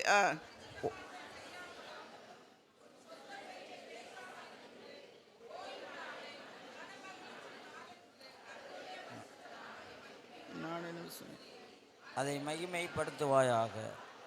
அப்பொழுது கர்த்தரில் மனமகிழ்ச்சியாய் இருப்பாய், பூமியின் உயர்ந்த இடங்களில் உன்னை ஏறியிருக்கும்படி பண்ணி உன் தகப்பனாகிய யாக்கோபுடைய சுதந்திரத்தால் உன்னை போஷிப்பேன். கர்த்தருடைய வாய் இதை சொல்லி. இந்த 2 வசனத்துல யார் சொல்றாவா? கர்த்தருடைய வாய். பாஸ்டர்மா சொல்லல, கர்த்தருடைய வாய் சொன்னதை நான் திரும்ப ரிப்பீட் பண்றேன். வழங்குதா? கர்த்தருடைய வாய் சொன்னதை ஏசாயா தீர்க்க நமக்காக எழுதி வைத்தார். ஞாயிற்றுக்கிழமை எப்படி நாம் அனுசரிக்க வேண்டும், கர்த்தருடைய நாள் எப்படி நாம் அனுசரிக்க வேண்டும் அதில் தெளிவாக போட்டிருக்கு. யாக்கோபின் சுதந்திரம், யாக்கோபின் ஆசீர்வாதம் வேணும்னு நம்ம ஜெபம் பண்றோம். அது எளிதாக நாம் பெற்றுக்கொள்வதற்கு கர்த்தர் இந்த கால வேளையில் நம்மோடு பேசுகிறார். இதை நம்ம பிள்ளைங்களுக்கு கற்றுக் கொடுக்கிறோமா? இதுதான் முதலாவது தேவனுடைய ராஜ்யத்தையும் அவருடைய நீதியும் தேடுறது. பிரியமானவர்களே, கர்த்தருடைய வழிகள். ஞாயிற்றுக்கிழமை சர்ச்சுக்கு போயிட்டு வந்தோடனே முடிஞ்சது, சீக்கிரம் கிளம்பு, காது குத்துக்கு போகணும், கல்யாணத்துக்கு போகணும், எங்கள் அக்கா வீட்டில் இது, எங்கள் மச்சான் வீட்டில் இது அப்படின்னு சொல்லிட்டு அதுக்கு நம்ம முக்கியத்துவம் கொடுக்குறோமா? ஆமேன் போடுறதுக்குள்ளேயே சீக்கிரம் எந்திரிச்சிடு, நான் எந்திரிச்சோடனே நீ பார்த்து எந்திரிச்சிடணும் அப்படின்னு இன்ஸ்ட்ரக்ஷன் வீட்டிலேருந்து வரும்போதே குடும்பத்துக்கு சொல்லிடுவாங்க. எல்லாம் அம்மா எந்திரிக்கும் போதே நீனும் சேர்ந்து என்ன செய்யணும், பின்னாடி எந்திரிச்சு வந்துடணும். சக்கு பிள்ளையாம அங்கேயே உட்காந்துட்டு இருக்காது, சண்டே ஸ்கூல்லேயே உட்காந்துட்டு இருக்காது, அப்புறம் அவங்க தான் நீ இருக்கணும், நாங்கள் போயிடும், உனக்கு சாப்பாடு கிடையாது, இப்படி மிரட்டுறது. கர்த்தருடைய நாள், பரிசுத்த நாள். உடனே சொல்லுவாங்க, பாஸ்டர் குடும்பத்துக்கு வேற வேலை இல்லை, அவங்க இது ஊழியம் செய்யறதுனால அவங்களுக்கு அதுதான், they are stuck with it, அவங்களுக்கு வேற அதை விட்டால் வேற என்னது, அதனால அவங்க சொல்லுவாங்க. இல்லை பிரியமானவர்களே, இந்த வேத புத்தகம் நம் எல்லாருக்காக எழுதப்பட்டது, நம் எல்லார் கையிலும் கிடைக்க பெற்றிருக்கிறது. இந்த வேத புத்தகத்தின்படி நாம் பரிசுத்தமாய் வாழ வேண்டும். கர்த்தருடைய நாளை மனமகிழ்ச்சி நாள் என்றும் பரிசுத்த நாள் என்றும் அதை நாம் ஆசரிக்க வேண்டும். அதில் போட்டிருக்க அத்தனைபடி நடக்கணும். உன் சொந்த பேச்சை பேசாத, உன் சொந்த காலை எடுத்து நீ இது பண்ணி போயிடாத, தெளிவாக சொல்கிறார். சொல்லிட்டு கர்த்தருடைய வாயே இது சொல்லுகிறது. நான் உங்களுக்கு சொல்கிறேன்ப்பா, யாக்கோபின் சுதந்திரத்தினால், அந்த ஆசீர்வாதத்தினால் உங்களை ஆசீர்வதிப்பேன் என்று சொல்லி ஆண்டவர் சொல்கிறார். ஆகவே நீங்களும் நானும் கர்த்தருடைய பரிசுத்த நாளை எப்படி கொண்டாட வேண்டும் என்று சொல்லி கர்த்தருடைய நாளை குறித்து பிள்ளைகளுக்கு கற்றுக் கொடுக்கிறோமா? இல்லை நம்முடைய சொந்த காரியங்களை பேசி நம்ம எப்படி வாயடிச்சிட்டு இருக்கோமோ அதே போல தான் நம்ம பிள்ளைங்களும் வாயடிப்பாங்க. எங்கள் சொந்தத்தில் ஒரு சித்தப்பா உண்டு. கடைசி நாட்களிலே மரண படுக்கையில் வியாதி கொண்டு அவர் ரொம்ப மரிச்சிருவார், பிழைக்க மாட்டான்னு சொன்னதுக்கப்புறம்தான் அவர் ஆண்டவரை ஏற்றுக்கொண்ட. சிஎஸ்ஐ பேக்ரவுண்ட், அவங்களுக்கு ரொம்ப well off, vegetable mart, king mart அப்படி இப்படின்னு சொல்லி பேரும் புகழும் அப்படி இப்படி வச்சுருப்பார். என் கை பிரயாசத்தில் நான் இப்படி உழைச்சதுனால எனக்கு இப்படி இருக்கு போல அப்படின்னு சொல்லிட்டு என்னை பார்த்து எத்தனையோ முறை சொல்லியிருக்காரு. சித்தப்பா, வீணாது பண்ணாதீங்க, சொல்கிற வார்த்தையை கேளுங்க, கர்த்தருக்கு முக்கியத்துவம் கொடுங்க, வேற ஒன்றும் இல்லை, கர்த்தருக்கு முக்கியத்துவம் கொடுங்க அப்படின்னு எவ்வளோ சொன்னோம். ஆனால் கடைசி நாட்களிலே மன்னிப்பு கேட்டு ஆண்டவரோட இது பண்ணி அதுக்கப்புறம் அவர் கர்த்தருக்குள் மரித்தார். ஆனால் அது வேறு விஷயம். ஆனால் பிள்ளைகளுக்கு அவர் கற்றுக் கொடுக்கவில்லை, பிள்ளைகளை வழி நடத்தவில்லை, பிள்ளைகள் எக்கேடு கட்டு போனாங்க, அவருக்கு அது தெரியாது. ஆனால் அதுக்கப்புறமாக அவங்க மகனும் மரித்தான். அவன் அப்பாவுக்கு மிஞ்சி, அதான் சொல்லுவாங்கள்ல, தாய் 8 அடினா அப்படிவாங்களா, அந்த மாதிரி போயிட்டான் என் தம்பி. அவன் நிச்சயமாக கர்த்தருக்குள் இல்லை. அவனை நாங்கள் நித்தியமாக இழந்து விட்டோம். எவ்வளவோ அவனுக்கு புத்திமதி சொன்னோம். எங்கள் சித்தி இன்னைக்கும் என்னை பார்த்தானா, எவ்வளோ சொன்னோமா, கேட்கவே இல்லையா, அவங்க அப்பாவுக்கு மேலே போயிட்டானே அவன் அப்படின்னு. அப்படி ஆயிடக்கூடாது. நாம் கவனம் செலுத்த வேண்டும். என் சுயபலன், என் சாமர்த்தியம், நான் மார்க்கெட்டில் கிங்காக வந்துட்டேன் அப்படின்னு சொல்லி மாறுதட்டுவார். எல்லா பிரியமானவர்களே, எத்தனை பேர் வாய் அடிச்சிங்களோ, எத்தனை பேருடைய வயிற்று அடிச்சிங்களோ தெரியாது சித்தப்பா அப்படின்னு நான் அவட்ட ஓப்பனாகவே நான் நல்லா பட்டுன்னு சொல்லிடுவேன். எனக்கு ஒரு பயம் கிடையாது, நான் சொல்லுவேன். ஆனால் கடைசி நேரத்துலையாவது கர்த்தர் அவருக்கு ஒரு தருணத்தை கொடுத்து அவர் ரட்சிக்கப்பட்டார். அவருடைய பையனுக்கு அந்த ஸ்லாக்கியம் கிடைக்கவில்லை. பிரியமானவர்களே, நமக்கு கிடைக்கும் கடைசி நேரத்தில் ஆண்டோட்ட மன்னிப்பு கேட்டு நம்ம இது பண்ணி போயிடலாம். நம்ம தப்பு கணக்கு போட வேண்டாம். அந்த கிருபை நாட்களிலே கர்த்தருக்காக வாழ்வோம், கர்த்தருக்காக பிரயாசப்படுவோம், கர்த்தருக்காக நம்மையும் நம்முடைய குடும்பத்தின் மக்களையும் ஆதாயப்படுத்துவோம், ஆயத்தப்படுத்துவோம். இதில் இன்னும் 2-3 பாயிண்ட் இருக்குது. ஆனால் நான் என்ன சொல்கிறேன்னா, இதோட நான் முடித்து கொடுக்குறேன். 4 பாயிண்ட் வச்சுருக்கிறேன். இந்த 4 பாயிண்டில் இந்த ஒரு பாயிண்ட் மாத்திரம், கர்த்தருக்காக இந்த தேவனுடைய ராஜ்யத்தை முதலாவது தேடுகிற நிலைமையில் அதில் சரியாக நாமும் நம்முடைய பிள்ளைகளும் இருந்தோன்னா நிச்சயமாக மற்ற எல்லா காரியங்களும் சரியாக வந்துவிடும். நாம் கர்த்தருடைய ராஜ்யத்தை தேடுவதில் குறை வைக்காமல் நாமும் இருக்கணும், நம்முடைய பிள்ளைகளும் இருக்கணும். அதுக்கு என்ன செய்யணும்னா அவங்களுக்கு கற்றுக் கொடுக்கணும். உபாகமம் 6:6 6ஆம் வசனத்துலேருந்து 9ஆம் வசனத்தில் சொல்கிறாரு, நான் இன்னைக்கு உனக்கு விதிக்கிற இந்த கட்டளைகளை நீ கருத்தா என் பிள்ளைகளுக்கு போதி. உபாகமம் 6, வீட்டில் போய் வாசிங்க, 6 to 9. பிள்ளைகளுக்கு கருத்தாய் போதி. நீ உட்கார்ந்துருக்கும் போதும் அவங்ககிட்ட அதை பற்றி பேசணும், சாப்பிடும் போதும் பேசு, நிற்கும் போதும் பேசு, நீங்கள் நடந்து போகும்போதும் பேசுங்க, தூங்கும்போது படுக்கும்போதும் ஸ்டோரிஸ், டேடி ஸ்டோரி சொல்லுங்க, இன்னொன்று ஸ்டோரிக்கு போயிடாதீங்க, வேதாந்தத்துலேருந்து கர்த்தருடைய சத்தியத்தை பேசுங்க. அப்படியாக நீங்கள் பேசி பேசி கர்த்தரை பற்றி சத்தியத்தை பிள்ளைகளுக்கு புகட்டுங்கள்.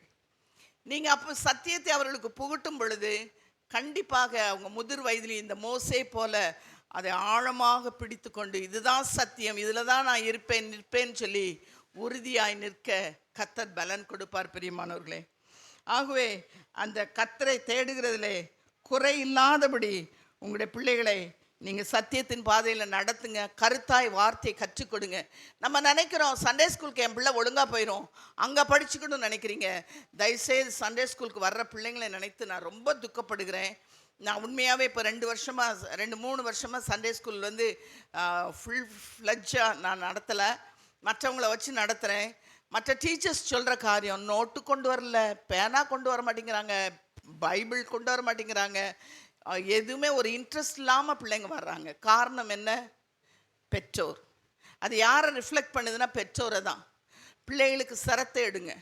ஆனால் 1 மணி நேரம் வந்து சண்டே ஸ்கூலில் அவங்க எல்லாத்தையும் கற்றுக்கிட முடியாது, வீட்டில் உங்களோடு இருக்க முடியாது. அதுக்கு தான் ஆண்டவர் சொல்கிறார், உபாகமம் 6ஆம் அதிகாரம் 6லேருந்து 9ஆம் வசனத்தில் சொல்கிறாரு, நீ கருத்தாய் போதித்து. வாசிங்க பாஸ்டர், அது எந்தெந்த இடம்லாம்? இன்று நான் உனக்கு கட்டளை எடுக்கிறேன், இருக்க கடவுது, இருதயத்தில் இருக்க கடவுது. பைபிளே இருக்கக்கூடாது, இந்த பைபிளில் இருக்கு சத்தியம்தான், அது உன் இருதயத்துக்கு டிரான்ஸ்ஃபர் ஆகணும், உன் இருதயத்துக்கு வரணும். உனக்குள்ள மாத்திரம் இல்லை, உங்கள் பிள்ளைகளுடைய இருதயத்திற்கும் அது வர வேண்டும். அப்படின்னா என்ன அர்த்தம்னா, பிள்ளைங்களை வசனம் படிக்க சொல்லுங்கள். முக்கியமான வசனங்கள்னு சொல்லி நீங்கள் ஃபீல் பண்ணுறத குறித்து வச்சு கொடுங்க. சண்டே ஸ்கூலில் குறித்து கொடுக்குற வசனங்களை படிக்க வைங்க. அந்த நாட்கள்லாம் ஞாயிற்றுக்கிழமை தோறும் ஒரு சங்கீதம் அல்லது ஒரு போர்ஷன், நிருபங்களில் சில போர்ஷன்களை குறித்து கொடுப்பாங்க. அம்மா அதை படிக்கணும், அதை படித்து ஒப்பிக்கணும். எங்கள் அத்தை வீட்டிலேருந்து கொஞ்ச நாள் நான் வளர்ந்தேன். அப்படி நான் ஹாஸ்டல் லைஃப் எங்கே போனாலும் இந்த திட்டம் இருந்துச்சு. அதில் வசனங்களை படித்ததுனால தான் இன்றைக்கி டக்கு டக்குன்னு அந்த வசனங்களை சொல்ல எனக்கு முடியுது. நேற்றைய தினத்தில் கூட என் மகன் வந்து ஒரு வசனத்தை ஒரு கண்டென்ட்டு இதை வாசிச்சுட்டு இது என்னம்மா அப்படின்னு சொல்லிட்டு ஆரம்பிக்கும் போது, நீ என்ன கலாத்தியர் 3ஆம் அதிகாரம் வாசிக்கிறியா அப்படின்னு கேட்டேன். எப்படிம்மா கரெக்டாக நீங்கள் அந்த இதை சொல்கிறீங்க? ஏம்மா உங்களை மாதிரி நானும் இப்படி இருக்கணும், நானும் இன்னும் வசனத்தில் நல்ல தரோவாக வரணும்னு சொல்லி என் மகா சொன்னான். பெருமைக்காக சொல்லவில்லை பிரியமானவர்களே, கர்த்தருடைய வார்த்தை நம்முடைய இருதயத்தில் இருக்கணும். அப்படி இருதயத்தில் இருந்ததை எப்போ பார்த்தாலும் பைபிளை திறந்து இதுதான் போட்டிருக்கா, இப்படி தான் நடக்கணுமா அப்படின்னு நம்ம செக் பண்ணிக்கிட்டே இருக்க முடியாது. இருதயத்தில் இருந்துச்சுன்னா நம்ம நிற்கிற சூழ்நிலையில், ஆண்டவரே நான் என்ன செய்ய சித்தமாக இருக்கிறேன், நான் என்ன செய்யணும் அப்படின்னு சொல்லி கேட்டு டக்கு டக்குன்னு அந்த வசனங்களை ஆவியானவர் சகலவற்றையும் நினைப்பூட்டுகிறவர், அந்த நினைப்பூட்டுகிற பரிசுத்த ஆவியானவர் நினைப்பூட்டும் பொழுது அந்த வசனத்தின்படி நம்மை ஆராய்ந்து பார்க்க முடியும் பிரியமானவர்களே. ஆகவே கருத்தாய் உங்களுக்கு பிள்ளைகளுக்கு போதிங்க, இருதய பலகையில் எழுதி வைக்க பிள்ளைகளுக்கும் கற்றுக் கொடுங்க, நீங்களும் அதை அபியாசப்படுத்துங்க. நிச்சயமாகவே கர்த்தர் உங்களை ஆசீர்வதிப்பார். ஆகவே என்ன சொல்ல வர்றேன்னா, வசனங்களை கற்றுக் கொடுக்கிறது மாத்திரமல்ல, சத்தியத்தை கற்றுக் கொடுக்கிறது மாத்திரமல்ல, அவர்களோடு சேர்ந்து ஜெபிக்க பழகுங்கள். ஜெபிங்க, பிள்ளைகளை ஜெபிக்க வைங்க. இன்றைக்கி பிள்ளைகளுக்கு ஜெபிக்கவே தெரிய மாட்டேங்குது. என் சண்டே ஸ்கூலில் 10ஆம் வகுப்பு 10th பிள்ளைங்க ஜெபம் பண்ணுங்கன்னு சொன்னால் ஆமேன்னு சொல்லிட்டு பக்கத்தில் உள்ள பிள்ளை இடிக்கும், ஆன்ட்டியை தட்டி விடு, ஆன்ட்டியை தட்டி. நான் இவங்க ஜெபம் பண்ணுறாங்க ரொம்ப கருத்தாக காது அப்படி வைப்பேன், ஒன்றுமே கேட்காது. அப்போ நான் சொல்லுவேன் அவங்ககிட்ட, பிள்ளைங்களா இப்படி இருக்காதீங்க, இப்படி இருக்கிறது கர்த்தருக்கு ரொம்ப வசனமான காரியம். நீங்கள் இப்படி இருந்தீங்கன்னா கர்த்தர் உங்களை குறித்து வெட்கப்படுவார் என்று சொன்னேன். இல்லை ஆண்டி அதெல்லாம் நாங்கள் இது பண்ணிடுவோம் அப்படிம்பாங்க.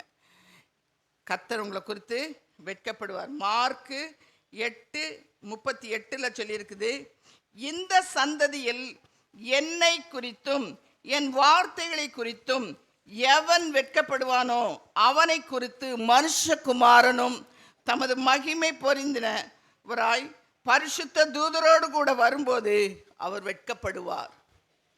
பிரியமானவர்களே, நாம் கர்த்தருடைய காரியங்களிலே வெட்கப்படுவோம் என்று சொன்னால் கர்த்தர் நம்மை குறித்து வெட்கப்படுவார். மத்தேயு 10:32, லூக்கா 9:26 இதே சிமிலர் டு திஸ். மனுஷர் முன்பாக என்னை அறிக்கை பண்ணுகிறவன், ஜெபிக்கிறவன், வசனம் சொல்ற அதை அறிக்கை பண்ணுறதுக்கு வெட்கப்படுகிறவன் எவனோ அவனை நானும் பரலோகத்தில் இருக்கிற என் பிதாவின் முன்பாக அறிக்கை பண்ண வெட்கப்படுவேன். அதனால ஆண்டவர் நம்மளை பார்த்துட்டு வெட்கப்பட்டாருன்னா என்ன செய்வீங்க? வெட்கப்பட்டா அதுக்கப்புறம் தான் இது அப்படின்னு நினைக்காதீங்க.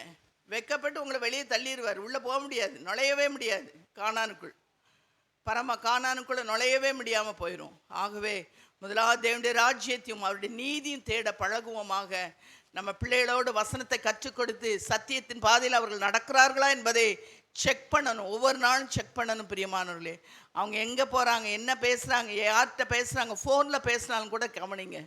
கதவை பூட்டிட்டு தனியாக போகிறாங்களா அப்படி அலோவ் பண்ணாதீங்க. அவங்கள கவனித்து சத்திய பாதையில் அவங்கள வழி நடத்துங்க. அது மாத்திரமல்ல, அவர்களோடு ஜெபிங்க, பிள்ளைங்கிட்ட கேளுங்க என்ன நிலையில் இருக்கிறாங்க, கர்த்தர் முன்னாடி பேசினாரான்னு. என்னுடைய மகளிடத்தில் அவருடைய திருமண காரியங்களை குறித்து ஒரு நாள் பேசும்போது அவர் சொன்னேம்மா, எதை குறித்து நீங்கள் கவலைப்படாதீங்க, God has given me a word. நான் ஆண்டவர்கிட்ட ஜெபம் பண்ணுற, கர்த்தர் எனக்கு வார்த்தை கொடுத்துருக்கா, அந்த வார்த்தையை நிறைவேற்றுவார். அதுதாங்க தேவை. பிள்ளைங்க தேவனோடு இடைபடுறாங்க, தேவனிடத்துலேருந்து வார்த்தையை பெற்றிருக்கிறாங்க, தேவனோடு சஞ்சரிக்கிறாங்க, அதுதான் நமக்கு தேவை. அந்த பாதையில் நம்முடைய பிள்ளைகளை வழி நடத்துகிறோம் என்றால் அதை போல மேலான சந்தோஷம் வேறு எதுவும் இந்த பூமியில் நமக்கு இல்லை. சத்தியத்தின் பாதையில் பிள்ளைகளை நடத்துவோமாக. அந்த சத்தியத்திலே அவர்கள் நிலைத்திருக்கிறார்களா என்பதை அறிந்து கொள்வோமாக. அறிந்து கொண்டு பிள்ளைகளை கர்த்தருக்கு ஏற்ற வழியிலே நடத்துவோமாக. கர்த்தர் நம்மை ஆசீர்வதிப்பாராக. இன்னும் 3 பாயிண்ட் இருக்குது, ஆனால் நான் பேசின நேரம் ஆயிட்டு போகுது, அதனால் இதோடு நான் முடித்துக்கொள்ள விரும்புகிறேன். எல்லாரும் கண்களை மூடி நாம் ஆண்டவரிடத்தில் ஒப்பு கொடுப்போமாக. ஆண்டவரே, இவ்வளோ காலம் நான் எப்படி இருந்தேன், பாஸ்டர் எனக்கு என்னெல்லாமோ சொல்லி அடுக்கிறாங்க, ஆனால் அதில் குறைவுள்ளவளாய் நான் காணப்படுகிறேன், குறைவுள்ளவனாக காணப்படுகிறேன் என்று உங்களுடைய மனசாட்சி உங்களை வாதித்தால், உங்களிடத்தில் உணர்த்தினால், நீங்கள் ஆண்டவருக்கு உங்களை ஒப்பு கொடுத்து ஆண்டவர்கிட்ட கேளுங்க. ஆண்டவரே எனக்கு கிருபை தாங்க. பலன் இல்லாதவனுக்கு பலன் அளிக்க அவர் போதுமானவராக இருக்கிறார். சத்துவம் இல்லாதவர்களுக்கு சத்துவத்தை கொடுக்க அவர் போதுமானவராக இருக்கிறார். பிரியமானவர்களே, ஆகவே ஆண்டவரிடத்துல கேளுங்க. ஆண்டவரே உம்முடைய கிருபை, உம்முடைய இரக்கம் எனக்கு வேண்டும் ஆண்டவரே என்று சொல்லி கேளுங்க. கண்டிப்பாக கர்த்தர் உங்களை அவருடைய கிருபையினால் அவருடைய பலத்தினால் உங்களை இடைக்கட்ட போதுமானவராக இருக்கிறார். முன்னாடி உட்கார்ந்துருக்க பிள்ளைங்க முழங்கால் பட முடிஞ்சா முழங்கால் போடுங்க.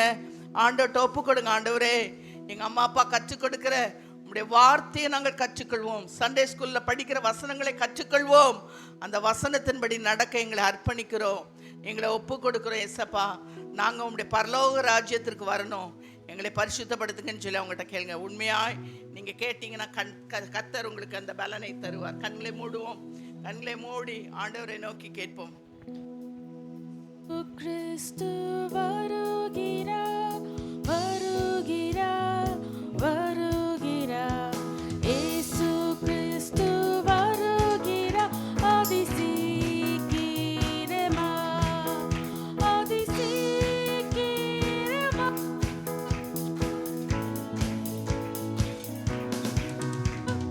இயேசு கிறிஸ்து வருகிறார். அதிசீக்கிரமா. ஆயத்தப்படு, இல்லையானால், இல்லையானால், இல்லையானால். ஆயத்தப்படு, இல்லையானால். அக்கினி கடலே, அக்கினி கடலே, அக்கினி கடலே. ஆயத்தப்படு, இல்லையானால். அக்கினி கடலே. யாவரும் எழுப்பி ஆயத்தமாய் இல்லை என்றால் அக்கினி கடல் தான் நமக்கு மிஞ்சும். ஆகவே நம்மளை முழுமையாய் ஒப்பு கொடுப்போமாக. ஆண்டவருடைய வருகை என்னைக்கோ வரப்போகுது, அதுக்காக இப்போ என்ன அப்படின்னு சொல்லி நிர்விசாரமாக